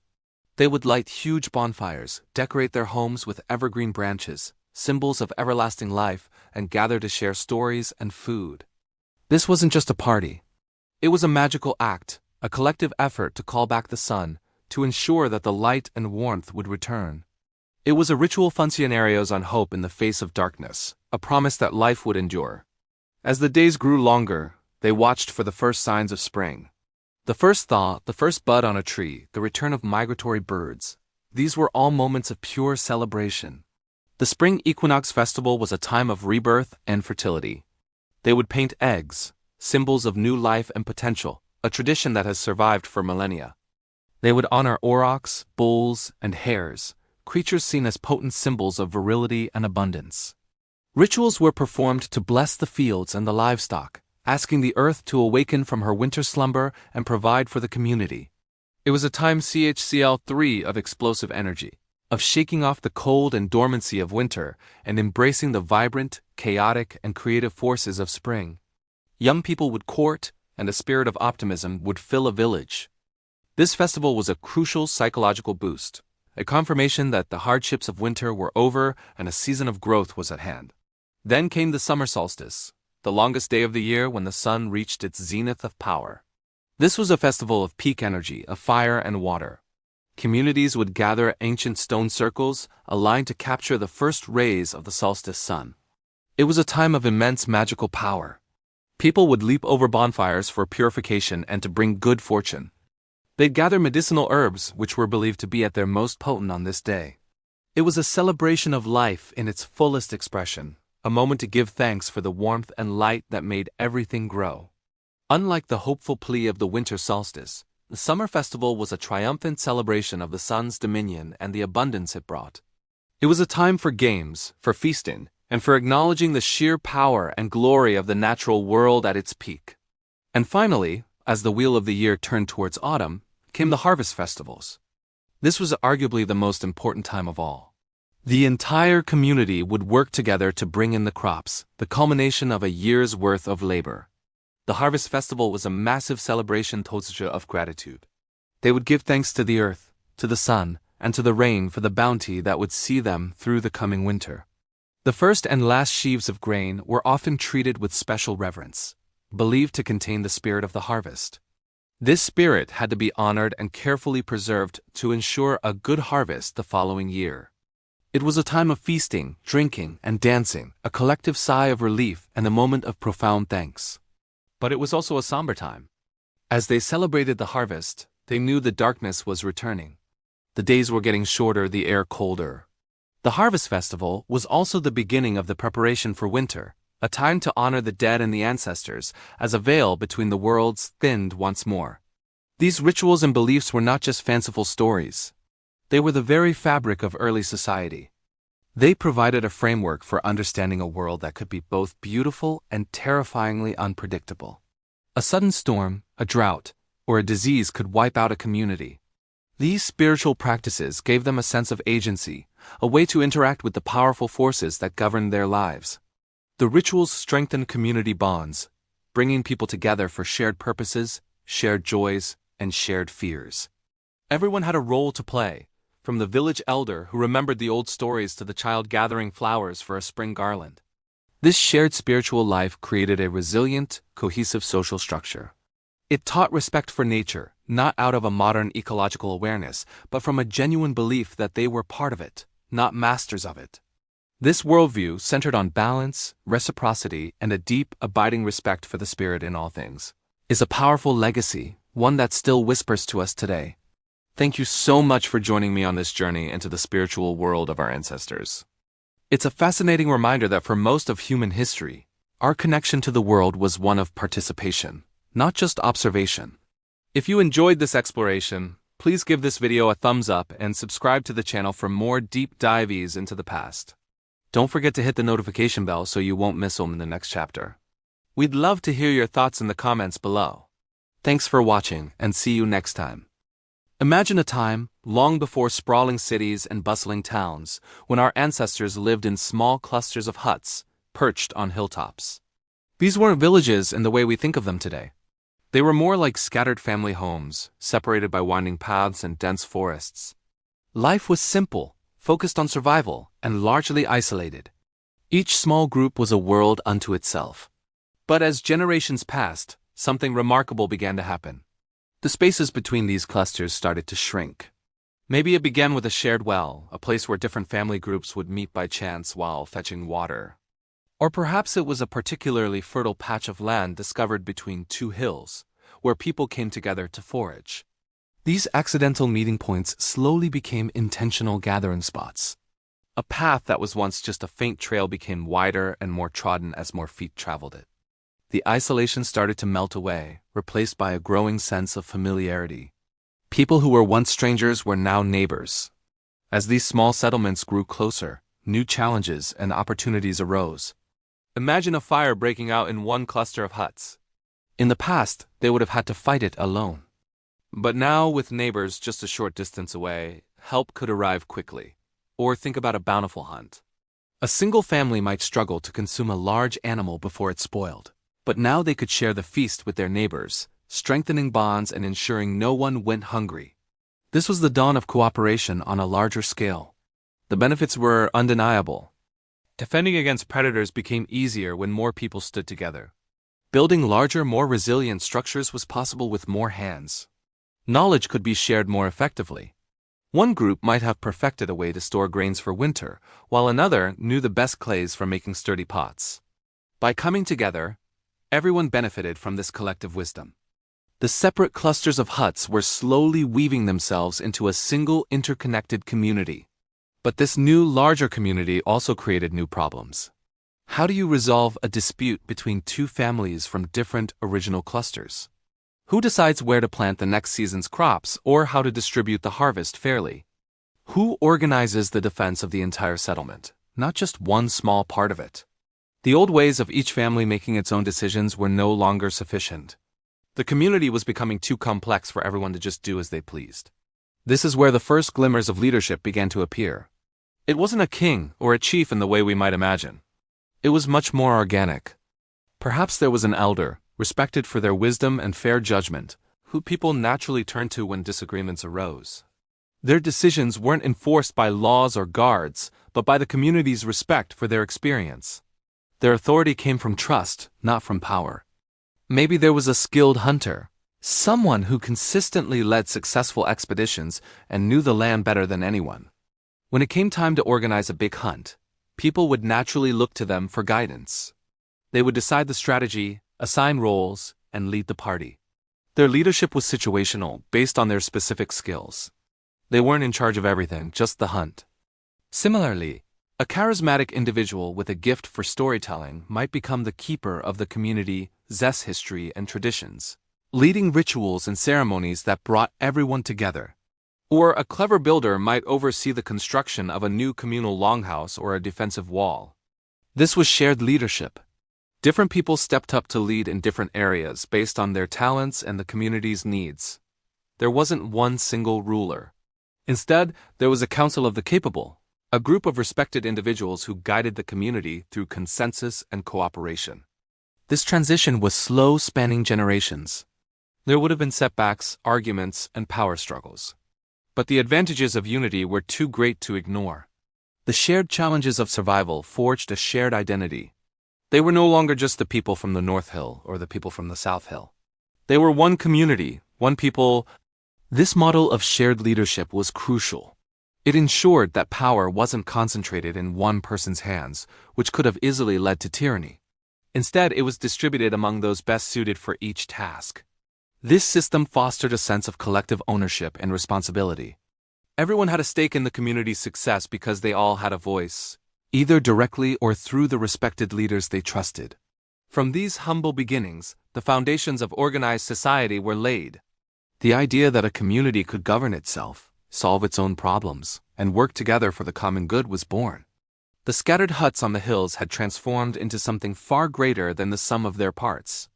They had become a united community, a testament to our ancestors' incredible ability to adapt, cooperate, and build a future together. This was a pivotal moment in human history, the step that made everything that followed from villages to towns to the cities we live in today possible. Thanks for watching, and if you enjoyed this journey back in time, don't forget to like and subscribe for more. Welcome back to our series on ancient Rome. Today, we're digging deep into the past, literally, to uncover the earliest defenses of what would become the world's greatest empire. This is Chapter 12, The Earliest Defenses and Boundaries. So, how do we know what the very first Roman settlements looked like? It's not like they left behind towering stone walls from day one. The answer lies in the dirt. Archaeologists look for something called post holes. Imagine you want to build a fence. You dig a hole, stick a big wooden post in it, and pack the dirt back in. Now fast forward a couple of thousand years. The wooden post has long since rotted away, but the hole it was in, filled with different colored and textured soil, remains. It's like a fossil of a hole, When archaeologists find a line of these post holes, they can map out the perimeter of an ancient structure. And in early Rome, these post holes tell a story of a simple but effective defensive structure, the palisade. A palisade is essentially a tall, sturdy fence made of sharpened wooden stakes, driven deep into the ground and lashed together. Think of it as the original security fence. It wouldn't stop a determined army, but it was more than enough to deter casual raiders, keep wild animals out, and clearly mark the boundary between us and them. The Romans didn't stop there. They often combined palisades with another defensive feature, the ditch. They would dig a deep, wide trench right in front of the palisade. This simple combination is surprisingly effective. An attacker would first have to scramble down into the ditch and then climb up the other side, all while being exposed to defenders standing safely behind the palisade above them. It was a basic form of creating a height advantage and a kill zone. The dirt dug out from the ditch could even be piled up on the inside edge to create a raised earthwork or an adger, making the palisade even taller and more formidable. So why all this effort? Why were the early Romans so obsessed with safety? To understand this, we need to picture the world they lived in. Pre-Roman Italy was not a peaceful, unified land. It was a mosaic of different tribes and city-states, all competing for resources, land, and dominance. Groups like the Etruscans, the Sabines, and various other Italic peoples were constantly skirmishing. It was a dangerous neighborhood. For a small, fledgling community like early Rome, located at a strategic river crossing, vulnerability was a constant reality. Your neighbors might be your trading partners one day and your enemies the next. A sudden raid could mean losing your livestock, your harvest, your home, or even your life. In this environment, survival was the number one priority. A strong defense wasn't a luxury. It was the absolute foundation upon which everything else was built. Think about it. You can't build a temple, establish a market, or create laws if you're constantly worried about being attacked. Security provides stability. It allows a community to grow, to plan for the future, and to develop a unique identity. The palisade and ditch weren't just physical barriers. They were psychological ones too. They created a safe space, a defined territory that the Romans could call their own. Inside these boundaries, a society could flourish. Outside lay the unknown and the dangerous. This deep-seated need for security became a core part of the Roman character. It's a trait we see throughout their history. From these humble post holes and wooden fences grew the magnificent Servian walls of Rome, and later, the sprawling fortifications of Hadrian's Wall on the edge of the empire. This relentless drive to secure their borders, to define and defend their space, started right here, with a few simple holes in the ground and a line of sharpened stakes. It's the story of how a small, vulnerable village began its journey to mastering the art of defense and eventually conquering the known world. This fundamental focus on security is something we can even relate to today. We lock our doors, build fences, and create communities to feel safe. The tools have changed, but the basic human instinct to protect ourselves and our families is as old as civilization itself. The Romans just happened to be masters at scaling that instinct up from a single village to a continental empire. So the next time you see a simple fence, maybe you'll think of the ancient Roman palisade. It's a reminder that the grandest structures often have the humblest beginnings, and that the quest for safety is one of the most powerful driving forces in human history. That's all for this chapter on Rome's earliest defenses. It's fascinating how much we can learn from just a few marks in the soil, isn't it? Join us next time as we explore how these simple defenses evolved into the mighty walls that would define the city of Rome for centuries. Thanks for watching, and if you enjoyed this journey into the past, make sure to like, subscribe, and hit that notification bell so you don't miss our next chapter. See you then. Hello everyone, and welcome back to our deep dive into the story of Rome. Today, we're retackling one of the most iconic moments in history, the very founding of the city itself. The traditional date, as you might know, is April 21st, 753 BCE, but how much of that is solid fact, and how much is pure legend? That's what we're going to unravel. The story we all know and love is a masterpiece of myth-making. It's got everything: divine ancestry, sibling rivalry, betrayal, and a she-wolf. We have the twin brothers, Romulus and Remus, descendants of the Trojan hero Aeneas, making them part divine. They're cast out as babies, left to die in the Tiber River, but fate intervenes. They're miraculously saved and nursed by a she-wolf, a powerful image that has echoed through the centuries. Then they're found and raised by a shepherd named Faustulus. It's a classic hero's origin story, establishing from the very beginning that these weren't just ordinary men. They were destined for greatness. As adults, the twins decide to found a city on the very hills where they were rescued. But this is where the partnership sours. They argue over which hill to build on. Romulus favors the Palatine Hill, while Remus chooses the Aventine Hill. They agree to settle the dispute by watching for a sign from the gods, a practice known as augury. Remus sees 6 vultures first, but then Romulus sees 12. Who won? Was it the one who saw the birds first or the one who saw more? The ambiguity fuels their conflict. The argument escalates tragically. In a fit of rage and defiance, Romulus kills his brother Remus. The accounts vary on the exact details. Some say Remus mockingly jumped over the half-built walls of Romulus's new city, and Romulus struck him down, declaring, "So perish all who ever leap over my walls." It's a brutal foundational act of fratricide. The city that would one day rule the known world was born from a brother's murder. And so the city was named Rome after its founder and first king, Romulus. This story is incredibly compelling, isn't it? It was a cornerstone of Roman identity. It told them who they were, a people descended from gods and heroes, destined for power, and tough enough to overcome even the most violent beginnings. It explained their ambition, their martial spirit, and their piety. For centuries, Romans celebrated their city's birthday, the Perilia, on April 21st, reaffirming this foundational myth year after year. The historian Livy and the poet Virgil immortalized these tales, weaving them into the very fabric of Roman culture.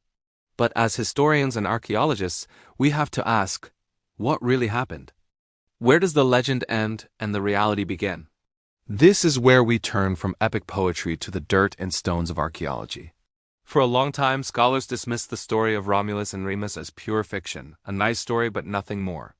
The date 753 BCE seemed far too specific to be credible. However, modern archaeology has thrown some fascinating curveballs into this debate.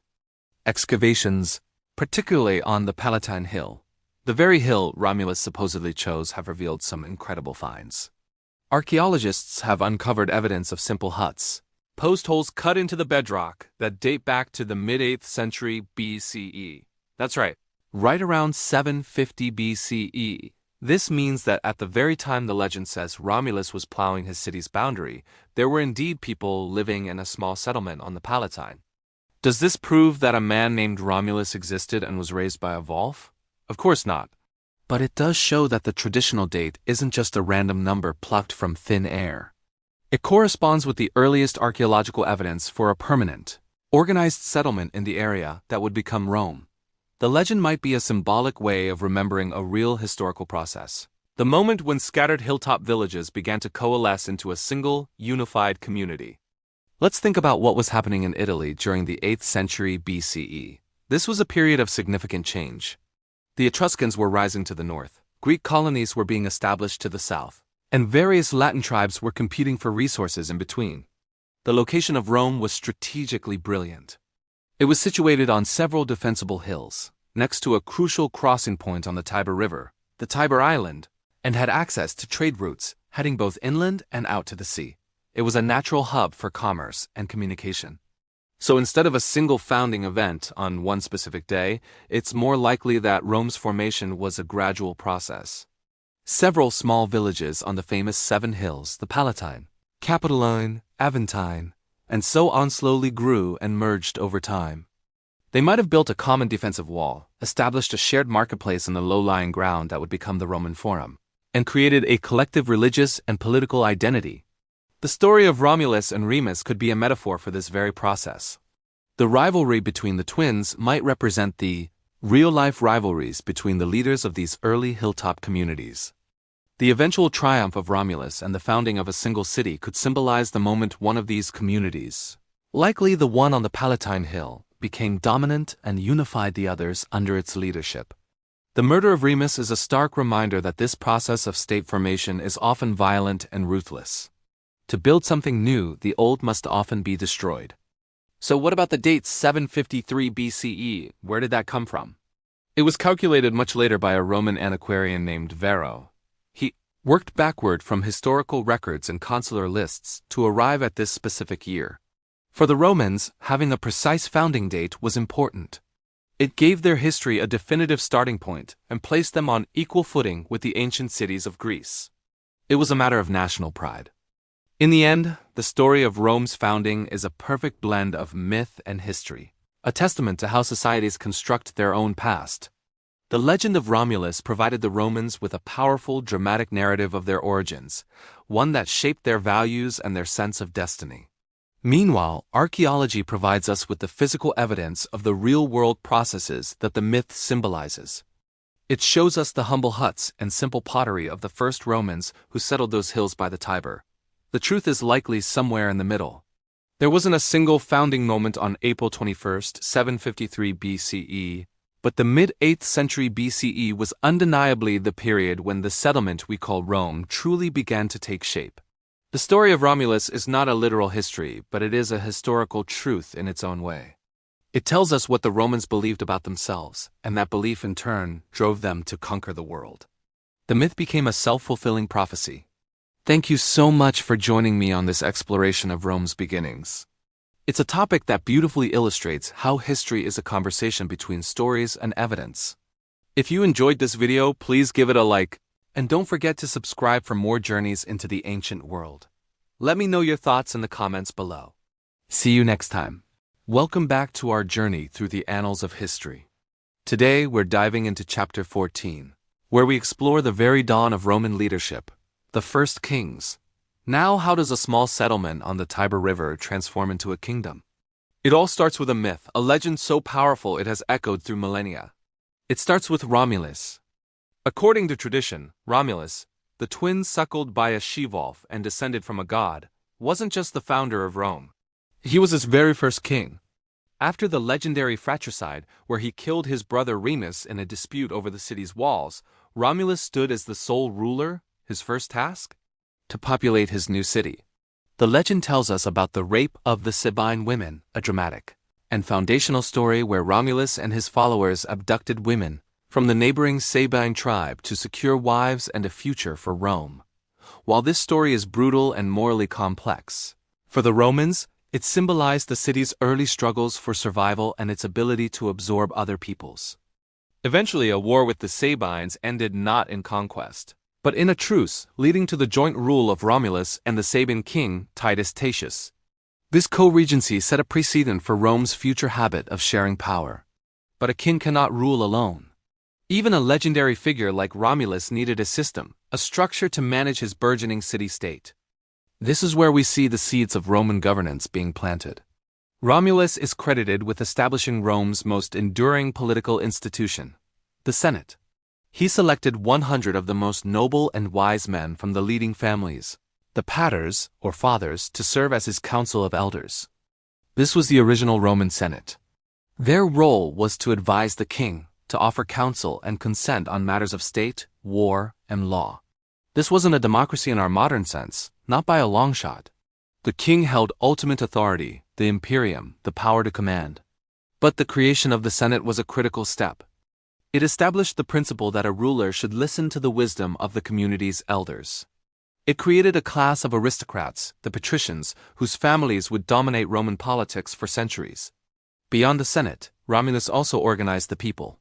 He is said to have divided the populace into 3 tribes and 30 curiae. These divisions were essential for military and civic purposes. The comitia curiata, an assembly of the people organized by these curiae, was another early form of governance. It would vote on matters presented by the king, such as declarations of war, and would confer the king's imperium. So, from the very beginning, Roman power was a complex interplay between the king's authority, the Senate's advisory role, and the people's formal consent. It was a tripartite system, even in its most embryonic form. The reign of Romulus, as described by historians like Livy and Plutarch, is a blend of myth and plausible political innovation. He's credited with creating religious institutions, establishing laws, and leading Rome to its first military victories. He was the archetypal Roman, a warrior, a builder, a lawmaker, and a man of piety. His end is just as legendary as his beginning. One story says he was taken up to the heavens in a whirlwind during a storm and became the god Quirinus, a divine protector of the Roman people. Another, darker rumor whispered that he was torn to pieces by resentful senators who were tired of his autocratic rule. This dual narrative is fascinating.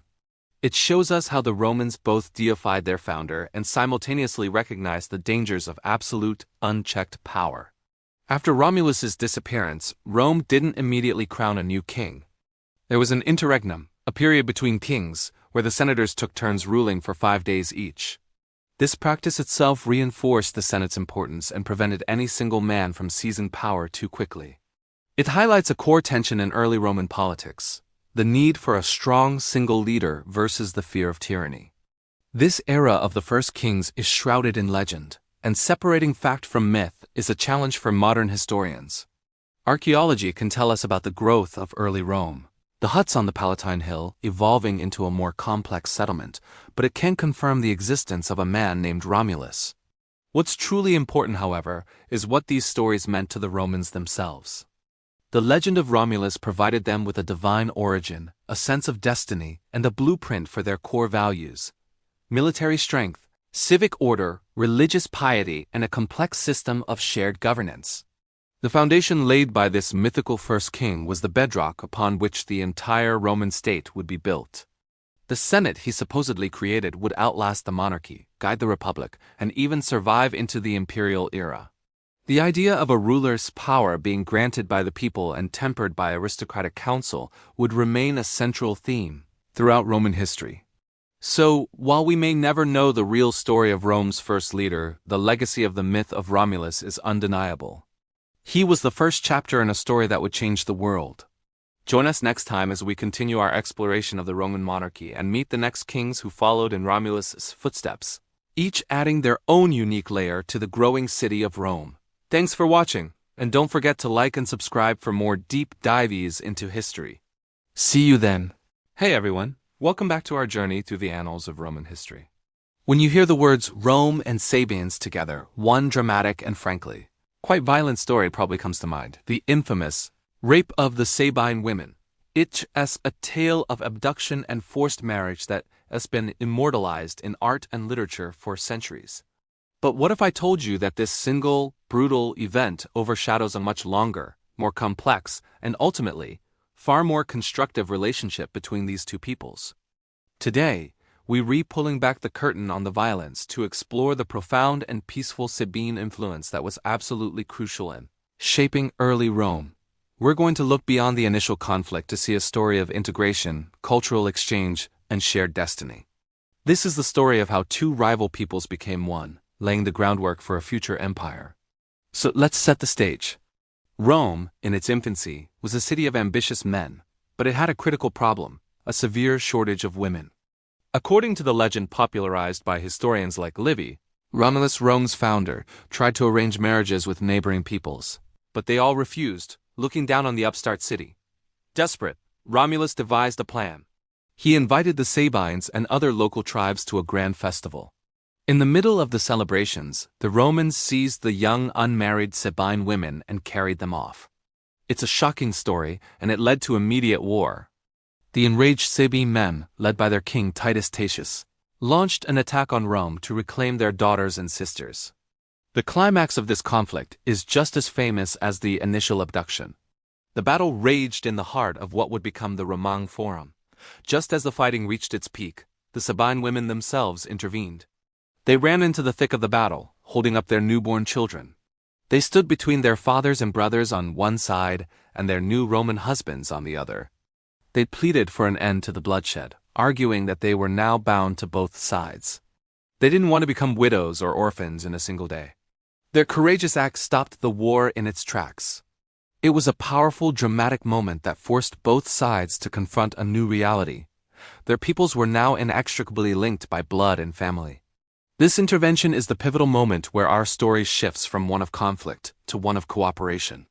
Instead of one side conquering the other, the Romans and Sabines did something extraordinary. They decided to merge their peoples. Romulus and the Sabine king, Titus Tatius, agreed to rule together as co-monarchs. This wasn't a surrender. It was a political union, a sharing of power that was almost unheard of at the time. The Sabines, who had come to fight for their women, packed up their homes and moved into Rome, settling on the Capitoline and Quirinal hills. Rome literally doubled in size and population overnight. This wasn't just an alliance. It was the fusion of two distinct cultures, two states becoming one. Now, let's talk about what this fusion really meant for Rome's development. It wasn't just about more people.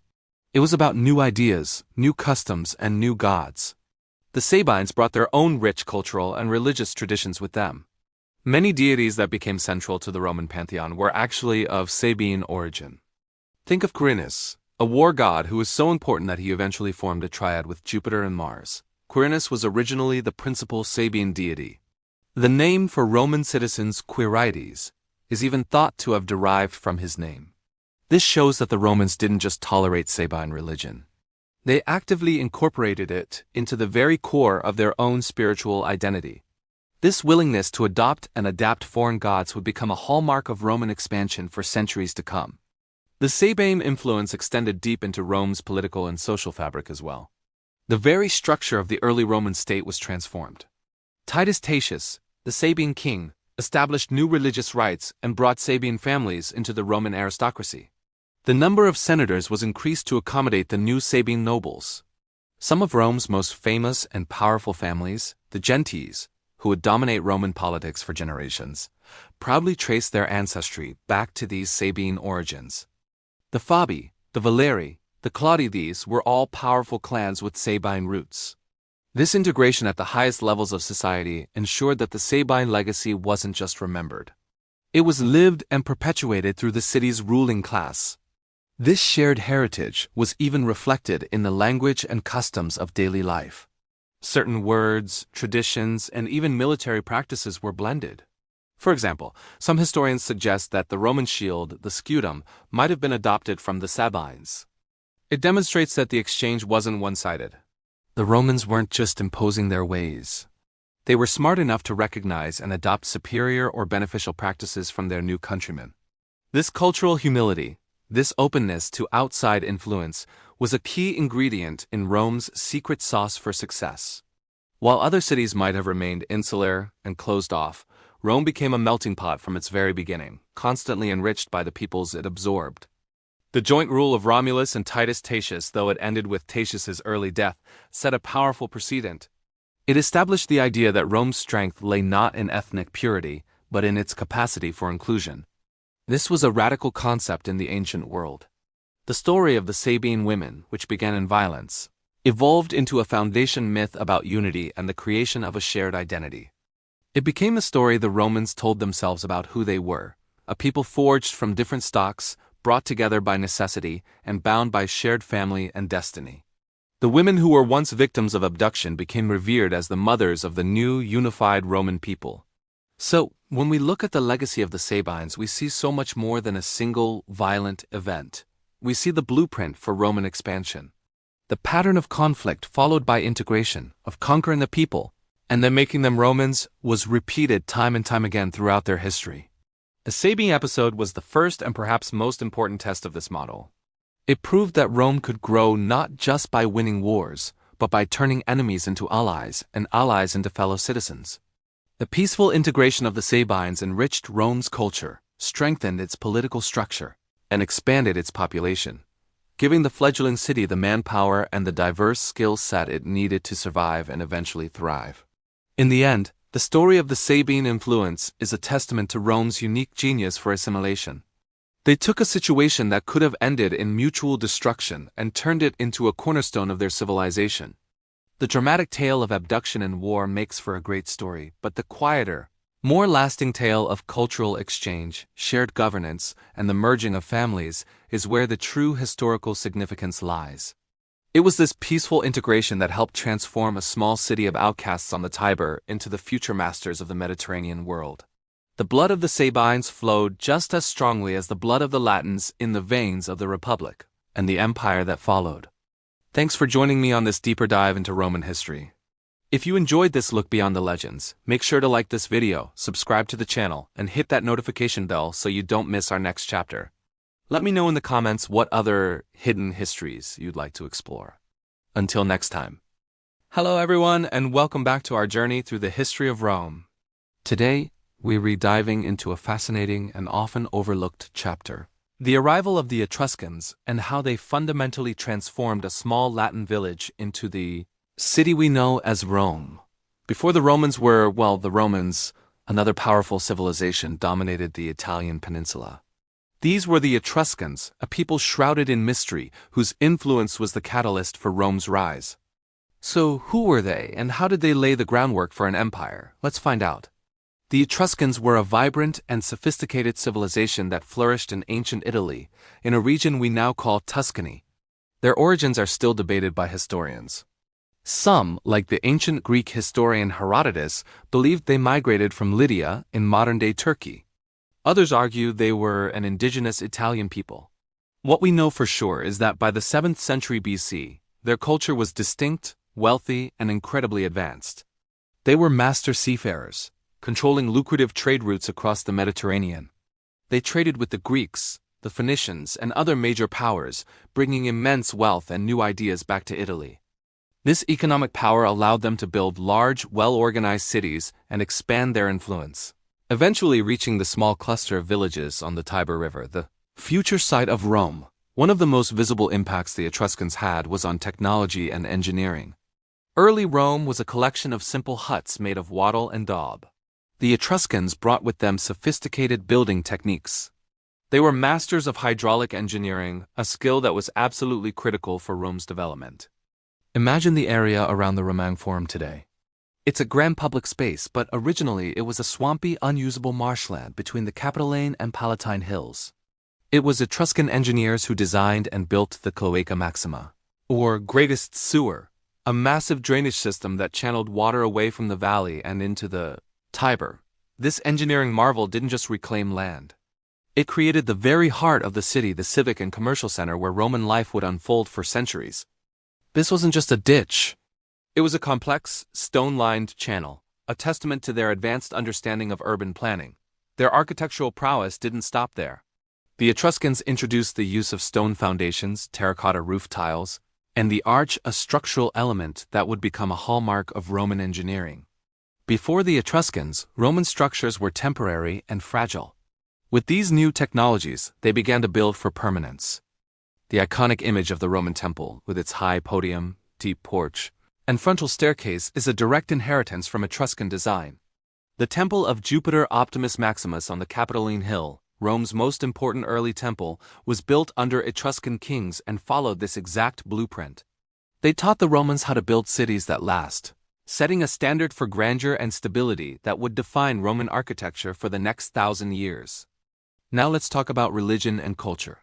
The Etruscan religious system was deeply intertwined with daily life, and it left a lasting mark on Roman spirituality. The Etruscans believed the will of the gods could be understood by interpreting natural signs, a practice known as divination. They were famous for hepatoscopy, the art of reading animal livers, particularly from sacrificed sheep, to predict the future. Another form of divination involved interpreting lightning strikes. These practices were adopted wholeheartedly by the Romans. Roman priests, known as augurs and haruspices, became essential figures in the state, consulted before any major decision, be it a battle, an election, or the founding of a new city.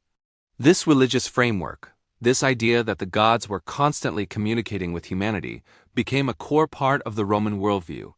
Furthermore, many of the deities we associate with Rome were either Etruscan or were introduced to Rome through Etruscan influence. The so-called Capitoline triad Jupiter, Juno, and Minerva was an Etruscan concept before it became the central pillar of Roman state religion. The Etruscan gods Tinia, Uni, and Minerva were syncretized with their Roman counterparts. But the structure of their worship and their importance as a divine family came directly from Etruria. Even the symbols of Roman power have Etruscan roots. The fasces, a bundle of rods bound together with an axe, was an Etruscan symbol of a magistrate's authority to command and punish. It was carried by lictors, bodyguards who preceded a Roman magistrate, and became a potent symbol of Roman state power. The purple-bordered toga, worn by Roman senators, also originated as an Etruscan garment of high status. So, how did all this influence shape early Roman identity? When the Etruscans expanded their control, they didn't just conquer. They urbanized and integrated. According to Roman tradition, the last 3 kings of Rome before the Republic, Lucius Tarquinius Priscus, Servius Tullius and Lucius Tarquinius Superbus were of Etruscan descent.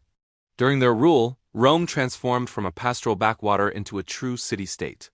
They established the Roman Forum, built the first Circus Maximus for chariot races, and fortified the city with walls. They organized the Roman army and created the first census, which classified citizens by wealth and military obligation. In essence, they provided the institutional and physical infrastructure upon which the Roman Republic would be built. The Etruscans taught the Romans how to organize a state, how to field a professional army, and how to think of themselves not just as a collection of clans, but as citizens of a single powerful entity, Rome. But Roman identity was also shaped by their reaction against the Etruscans. The traditional story of the founding of the Roman Republic in 509 BC revolves around the overthrow of the last Etruscan king, Tarquinius Superbus, who was depicted as a tyrant. This event was seared into the Roman psyche. It created a deep-seated hatred of kingship and a passionate commitment to republican ideals of liberty and self-governance. The Romans defined themselves in opposition to the perceived tyranny of their former Etruscan masters. So, while they absorbed Etruscan technology, religion, and symbols of power, they simultaneously forged a political identity based on rejecting Etruscan rule. It's just a fascinating paradox. The very tools the Etruscans gave Rome were the ones the Romans used to break free and, eventually, to conquer and assimilate their former teachers. The relationship was one of both tutelage and conflict, of adoption and rejection. In conclusion, the Etruscans were not just neighbors to early Rome. They were its architects, its tutors, and ultimately, its foils. From the engineering marvel of the Cloaca Maxima to the rituals performed before a battle, from the design of their temples to the very symbols of their power, Etruscan influence is everywhere in the foundations of Rome. They took a group of rustic villages and gave them the blueprint for a metropolis. They provided the political and military structures that the Romans would later perfect. And in overthrowing them, the Romans discovered their own political identity, an identity that would drive them to conquer the Mediterranean world. To understand the greatness of Rome, we must first appreciate the legacy of the mysterious and brilliant civilization that set the stage for its rise. Thanks so much for watching. If you found this exploration of Etruscan influence interesting, please hit that like button and subscribe for more deep dives into ancient history. Let us know in the comments what other aspects of early Rome you'd like to see covered. We'll see you in the next video. Welcome back to our journey through ancient Rome. Today, we're diving deep into the heart of the city, into a place that started as a swampy, marshy valley and transformed into the vibrant epicenter of an empire. We're talking about the Roman Forum. It's a story of incredible transformation, of how a soggy patch of land between 7 hills became the most important public space in the ancient world. So how did this happen? Let's rewind the clock and find out. In the very early days of Rome, long before the Colosseum or the Pantheon, the area we now know as the Roman Forum was uninhabitable. It was a low-lying basin where streams from the surrounding hills, like the Palatine and Capitoline, would collect, turning it into a murky swamp. The early Romans, who lived on the hilltops, used this valley primarily as a burial ground. Archaeologists have found tombs here dating back to the 9th century BC, telling us that for a long time, this was a place for the dead, not the living. But as Rome grew, space became a premium. The small hilltop settlements started to merge, and the need for a central, common area became urgent. A place where people from different hills could meet, trade, and govern. The marshy valley was the perfect location, geographically speaking, but it had one major problem: the water. So the Romans embarked on one of their first great engineering projects, something that would set the stage for their future greatness. Around 600 BC, under the rule of the Etruscan kings, the Romans constructed a massive covered sewer system called the Cloaca Maxima. This wasn't just a simple ditch. It was a feat of engineering designed to drain the valley and channel the water into the Tiber River.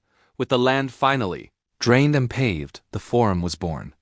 It went from a swampy cemetery to solid ground, ready for a new purpose. This act of reclamation was a powerful statement. The Romans were masters of their environment, capable of shaping the land to fit their needs. With the ground now dry, the Forum quickly became the hub of daily life. The first and most essential function was as a marketplace, a forum venalium. People from all over the region would come here to buy and sell goods. Imagine the scene. bustling stalls filled with fresh produce, livestock, and handcrafted items. The air would be thick with the sounds of merchants haggling, friends catching up, and news being exchanged. This was the economic heartbeat of early Rome, a place of commerce and connection. But the Forum was always more than just a market. It was the central stage for public life. It became the default location for all sorts of gatherings. Important announcements were made here. Religious festivals and processions would wind their way through the open space. It was where friends met, where business deals were struck, and where gossip was shared. If you wanted to know what was happening in Rome, you went to the Forum. It was the city's living room, its town square, and its news center, all rolled into one. As Rome transitioned from a monarchy to a republic around 509 BC, the Forum's role evolved once again, becoming even more significant. It became the political heart of the new government, the Forum Civili. This is where the machinery of the republic whirred into action. The first major political structures began to appear. One of the earliest was the Curia, the Senate House. This was where the senators, the most powerful men in Rome, would meet to debate laws and decide the fate of the state. Another key building was the Comitium, a circular, open-air space right next to the Curia. This was the primary assembly area for the citizens. Here, they would gather to vote on laws and elect magistrates. In the center of the Comitium stood the rostra, a speaker's platform. This platform got its name from the bronze prows, or rostra, of enemy warships captured in battle, which were mounted on its face as trophies. From this very spot, great orators like Cicero would deliver powerful speeches, swaying public opinion and shaping the course of Roman history. The Forum was where democracy Roman style was practiced. Justice was also administered in the Forum. At first, trials were held out in the open. But as the legal system became more complex, dedicated buildings called basilicas were constructed. These were not churches as we think of them today, but massive, rectangular halls with high ceilings and colonnades. The Basilica Porcia and the Basilica Aemilia were among the first. Inside these grand buildings, legal cases were heard, judges presided, and lawyers argued. They also served as a place for business transactions, providing a sheltered space away from the sun or rain. Religion was deeply woven into the fabric of the Forum. Some of Rome's oldest and most sacred temples were located here. The Temple of Vesta, a small circular building, housed the sacred flame of Rome, which was tended by the Vestal Virgins. It was believed that as long as the flame burned, Rome would be safe. Nearby stood the Temple of Saturn, which housed the state treasury, the aerarium. And at the foot of the Palatine Hill was the Temple of Castor and Pollux, dedicated to the mythical twin brothers who were said to have helped Rome to victory in a crucial early battle. So, from its humble beginnings as a marshy burial ground, the Forum grew layer by layer. The draining of the swamp was the first critical step. Then came the market, bringing economic life. This was followed by the development of political institutions like the Senate House and the Assembly area, making it the center of the Republic. Finally, the construction of basilicas and temples solidified its role as the legal, religious, and social heart of Rome. Every inch of this space was packed with meaning and history. A simple walk through the Forum would be a walk through the story of Rome itself. You'd pass the spot where politicians debated, where generals celebrated their triumphs in grand processions, and where the destiny of millions was decided. It was a space that was constantly changing, with new buildings and monuments being added over the centuries, each telling a part of Rome's expanding story. The growth of the Forum is a perfect mirror for the growth of Rome itself, from a small settlement to a dominant republic, built on engineering, commerce, politics, and a deep sense of tradition. Thanks for joining me on this exploration of the Roman Forum's early days. It's a fascinating story of how a simple valley became the stage for one of history's greatest civilizations. If you enjoyed this video, please give it a thumbs up and subscribe for more deep dives into the ancient world. Let me know in the comments what part of the Forum's history you find most interesting. See you next time. Hello everyone, and welcome back to our journey through history. Last time, we explored the very beginnings of Rome, a cluster of small villages perched atop 7 hills. It was a humble, almost isolated place. But have you ever wondered how this small settlement, surrounded by marshes and rival tribes, began to connect with the wider world? How did it transform from a local power into a player on the Mediterranean stage? Well, that's exactly what we're diving into today. This is the story of how Rome opened its doors, or rather its ports and roads, to a world brimming with trade, culture, and opportunity. It's the story of how a village became a hub. Let's set the scene. In its earliest days, Rome's economy was primarily agricultural and pastoral. People traded locally, swapping grain for pottery or livestock for tools. The Tiber River was their lifeline, but for a long time, it was more of a local highway than an international shipping lane. But things were about to change, and the catalyst was a combination of geographic good fortune and sheer Roman ambition. Rome was situated at a crucial ford on the Tiber, the only natural crossing point for miles. This meant that any trade moving between Etruria to the north and the Greek colonies in the south had to pass through Roman territory. This strategic location was like sitting on a gold mine. The Romans, ever the opportunists, began to control this flow of traffic. They established a market, the Forumborium, or cattle market, right by the river. This wasn't just for local farmers anymore. It quickly became a bustling center where Etruscan merchants, Greek traders, and Latin shepherds all converged. Imagine the sights and sounds: merchants haggling in different languages, strange and exotic goods being unloaded from riverboats, the air thick with the smell of spices, olive oil, and foreign lands. This was Rome's first taste of the international market. One of the earliest and most vital trade commodities was salt. The Via Salaria, or the Salt Road, is one of the oldest roads in Italy. It ran from the salt pans at the mouth of the Tiber, near Ostia, right through Rome and into the Sabine Hills. Salt was the ancient world's refrigerator. It was essential for preserving food, especially meat and fish. Control over the salt trade gave Rome immense economic power and influence over its inland neighbors who desperately needed it. So every time a bag of salt was carried along that road, a little piece of Roman influence traveled with it. But it wasn't just salt. As Rome's power grew, so did its appetite for new goods. Archaeological evidence from this period is fascinating. Digs in early Roman sites have unearthed pottery from Corinth and Greece, fine metalwork from Etruria, and even amber from the distant Baltic Sea. How did these items get here? They traveled along a growing network of trade routes, both by land and by sea. Greek sailors would navigate up the coast, bringing with them wine, olive oil, and beautifully painted vases. In return, the Romans would trade raw materials like timber, grain, and metals from the Italian peninsula. This exchange wasn't just about goods. It was a powerful exchange of ideas. Along with the Greek pottery came Greek myths, Greek alphabet, and Greek architectural styles. The Romans were like sponges, absorbing these cultural influences and adapting them to fit their own unique identity. The rectangular layout of Roman military camps and later, cities, shows strong Etruscan and Greek influence. The earliest Roman temples began to adopt features of Greek design. This wasn't just imitation, it was innovation. The Romans took the best of what they saw and made it distinctly their own. Let's talk about the port of Ostia. While not a massive harbor in these very early days, its development was crucial. Located at the mouth of the Tiber, Ostia became Rome's window to the Mediterranean. Goods arriving from across the sea would be offloaded onto smaller riverboats to make the 16-mile journey upriver to the city itself. This journey wasn't always easy. The Tiber could be unpredictable, with shifting currents and sandbanks. But the reward was worth the risk. A ship full of grain from Sicily or wine from Greece could make a merchant a fortune in the growing city. The expansion of trade also had a profound impact on Roman society. A new class of people began to emerge: merchants, artisans, and sailors. These weren't the traditional patrician landowners. They were commoners, plebeians, who were gaining wealth and influence through commerce. This created new social dynamics and, at times, tensions within the city. The wealth pouring into Rome from trade also funded its early expansion.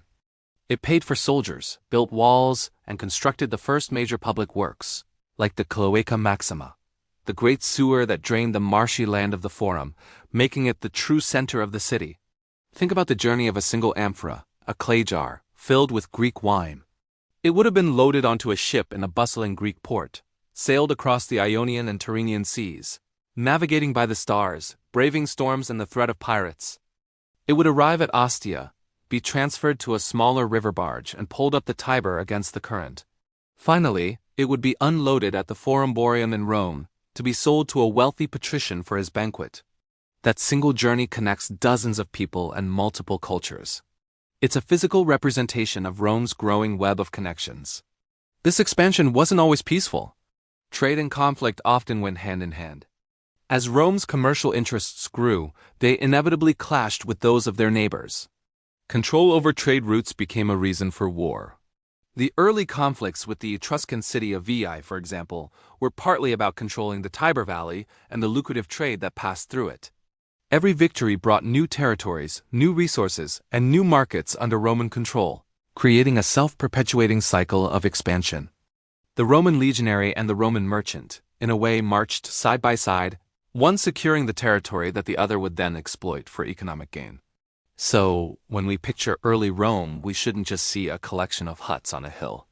We should see a dynamic, bustling hub, a nexus point connecting different cultures and economies.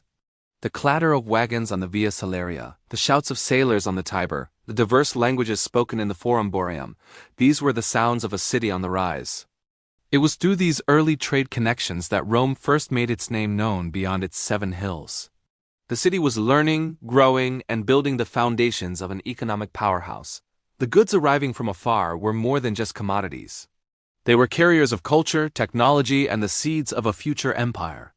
This connection to the wider Mediterranean world was the engine of Rome's early growth. It fueled its economy, shaped its culture, and drove its ambition. The small village on the Tiber was becoming a cosmopolitan center, a place where the wider world came to trade. And this was only the beginning.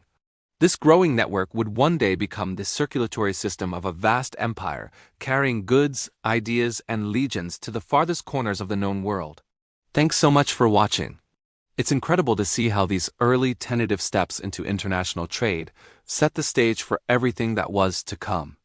If you enjoyed this deep dive, please hit that like button and subscribe for more chapters in the story of Rome. Let me know in the comments what piece of ancient trade you find most fascinating. We'll see you in the next video. Hello everyone, and welcome back to our journey through history. Today, we're diving into a pivotal moment in human civilization, the end of the village era. This isn't a story about a sudden collapse, but a gradual, fascinating transformation that laid the groundwork for the world we know today. For thousands of years, our ancestors lived in small, self-sufficient villages. Life was organized around kinship, agriculture, and the immediate community. But slowly, something began to shift. The very fabric of society started to change, leading us from scattered settlements to the dawn of structured kingdoms.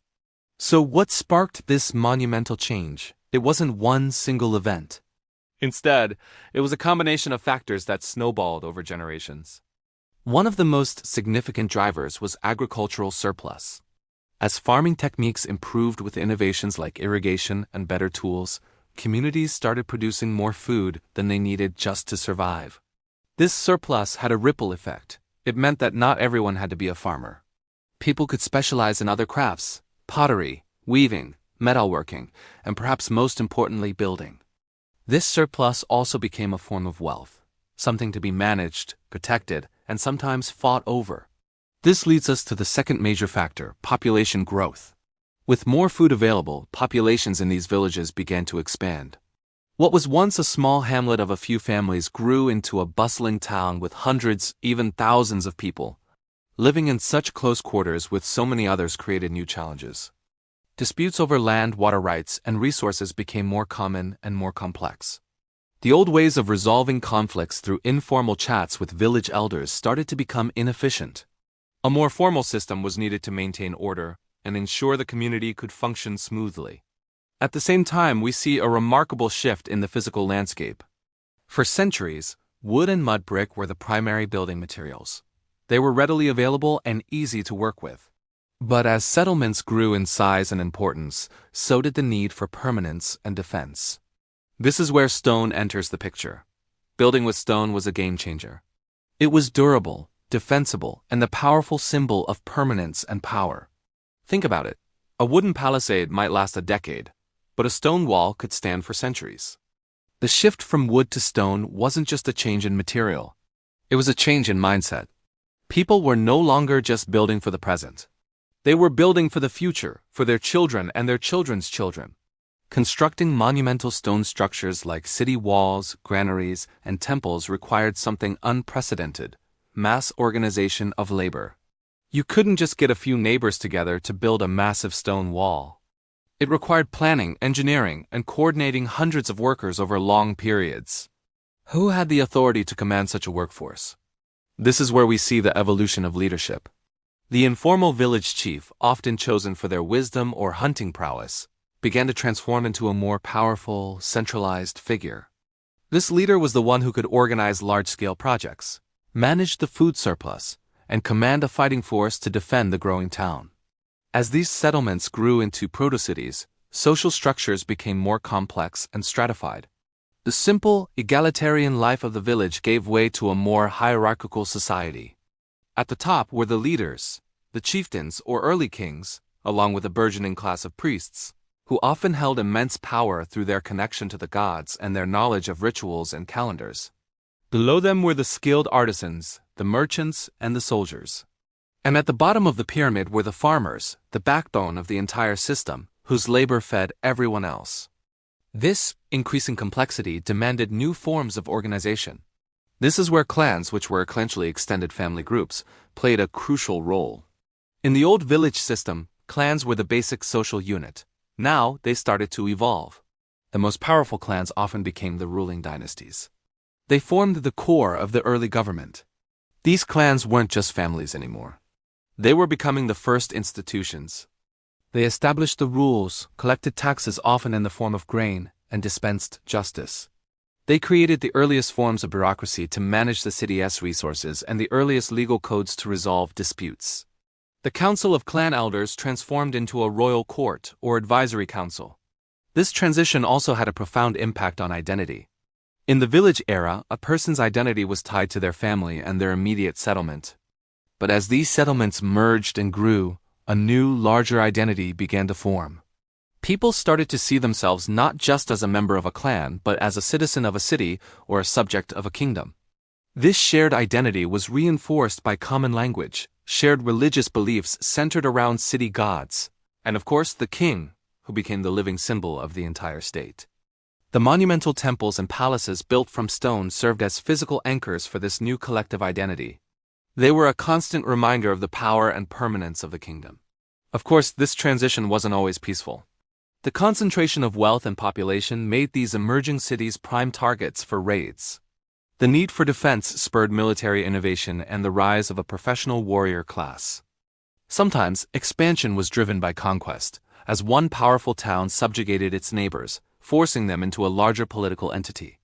The end of the village era was also the beginning of organized warfare on a much larger scale than the tribal skirmishes of the past. The very walls built to protect the city also defined its boundaries and its separation from the outside world, creating a dynamic of us versus them that would shape history for millennia. So, as we look back, the end of the village era represents a fundamental trade-off. Humanity gave up the simplicity and relative equality of village life for the security, complexity, and opportunities of a larger, more structured society. The shift from wood to stone symbolized a move from the temporary to the permanent. The evolution of clans into institutions marked the birth of government and the state. This wasn't a single event but a slow, messy, and incredibly important process that unfolded across the globe. It was the moment our ancestors took their first definitive steps out of prehistory and onto the grand stage of civilization. Thank you so much for joining me on this exploration today. It's truly incredible to think about how these ancient changes continue to shape our world. If you found this interesting, please hit that like button and subscribe to the channel for more journeys into our shared past. Let me know in the comments what you think was the most important factor in this transition. Until next time, stay curious. Welcome back. Today, we stand at the final chapter of our journey, Chapter 20, From Palatine Hill to the Eternal City. Let's take a quiet moment together to reflect on this incredible story. Imagine the air, still and cool, before the dawn of an empire. Picture a simple hill, one of 7, overlooking the lazy curve of the Tiber River. This is Palatine Hill, not a place of marble and gold, not yet. It's a cluster of humble huts, home to shepherds and farmers. A tiny seed of a settlement, indistinguishable from countless others scattered across the Italian peninsula. From this high ground, you can see the marshy valleys below, the future sites of forums and amphitheaters, currently just grazing land. The air is filled with the bleating of sheep, not the roar of a Colosseum crowd. It's here, in this unassuming place, that the legend of Rome begins. The story of Romulus and Remus, suckled by a she-wolf, is more than a myth. It's a foundational belief in a destiny that was anything but ordinary. It speaks to a rugged, almost feral beginning, a fight for survival that would define the Roman character for centuries to come. This small community on the Palatine was built on practicality. They weren't dreaming of conquering the world. They were focused on defending their families, tending their fields, and trading with their neighbors. Their initial growth wasn't a grand military campaign, but a slow organic process of alliance and absorption. They mingled with the Sabines, they learned from the Etruscans, they borrowed gods and technologies, weaving them into the fabric of their own budding culture. It was a society of pragmatists, taking what worked and discarding what didn't. Think about the sheer improbability of it all. What was it about this specific group of people, on this specific piece of land, that allowed them to defy the odds? Perhaps it was their location, a natural crossroads for trade and travel. Perhaps it was their unwavering sense of civic duty, the idea that the state, the asterisk, res publica asterisk, was greater than any single individual. Or maybe it was their remarkable ability to turn defeated enemies into loyal allies, and eventually into fellow citizens. This was their true genius, not just conquering, but integrating. They didn't just build an empire of subjects. They built an empire of Romans. As we pan out from that single hill, we see the city begin to spill into the valleys. The marshland is drained, paving the way for the Roman Forum, the bustling heart of public life. Temples rise, dedicated to Jupiter, Juno, and Minerva. The first aqueducts are engineered, stone arteries carrying life-giving water into the growing urban center. The soundscape changes. The bleating of sheep is replaced by the chatter of merchants, the arguments of lawyers, the speeches of senators, and the clang of blacksmiths' hammers. Rome is becoming a city, a living, breathing organism with a voracious appetite for growth.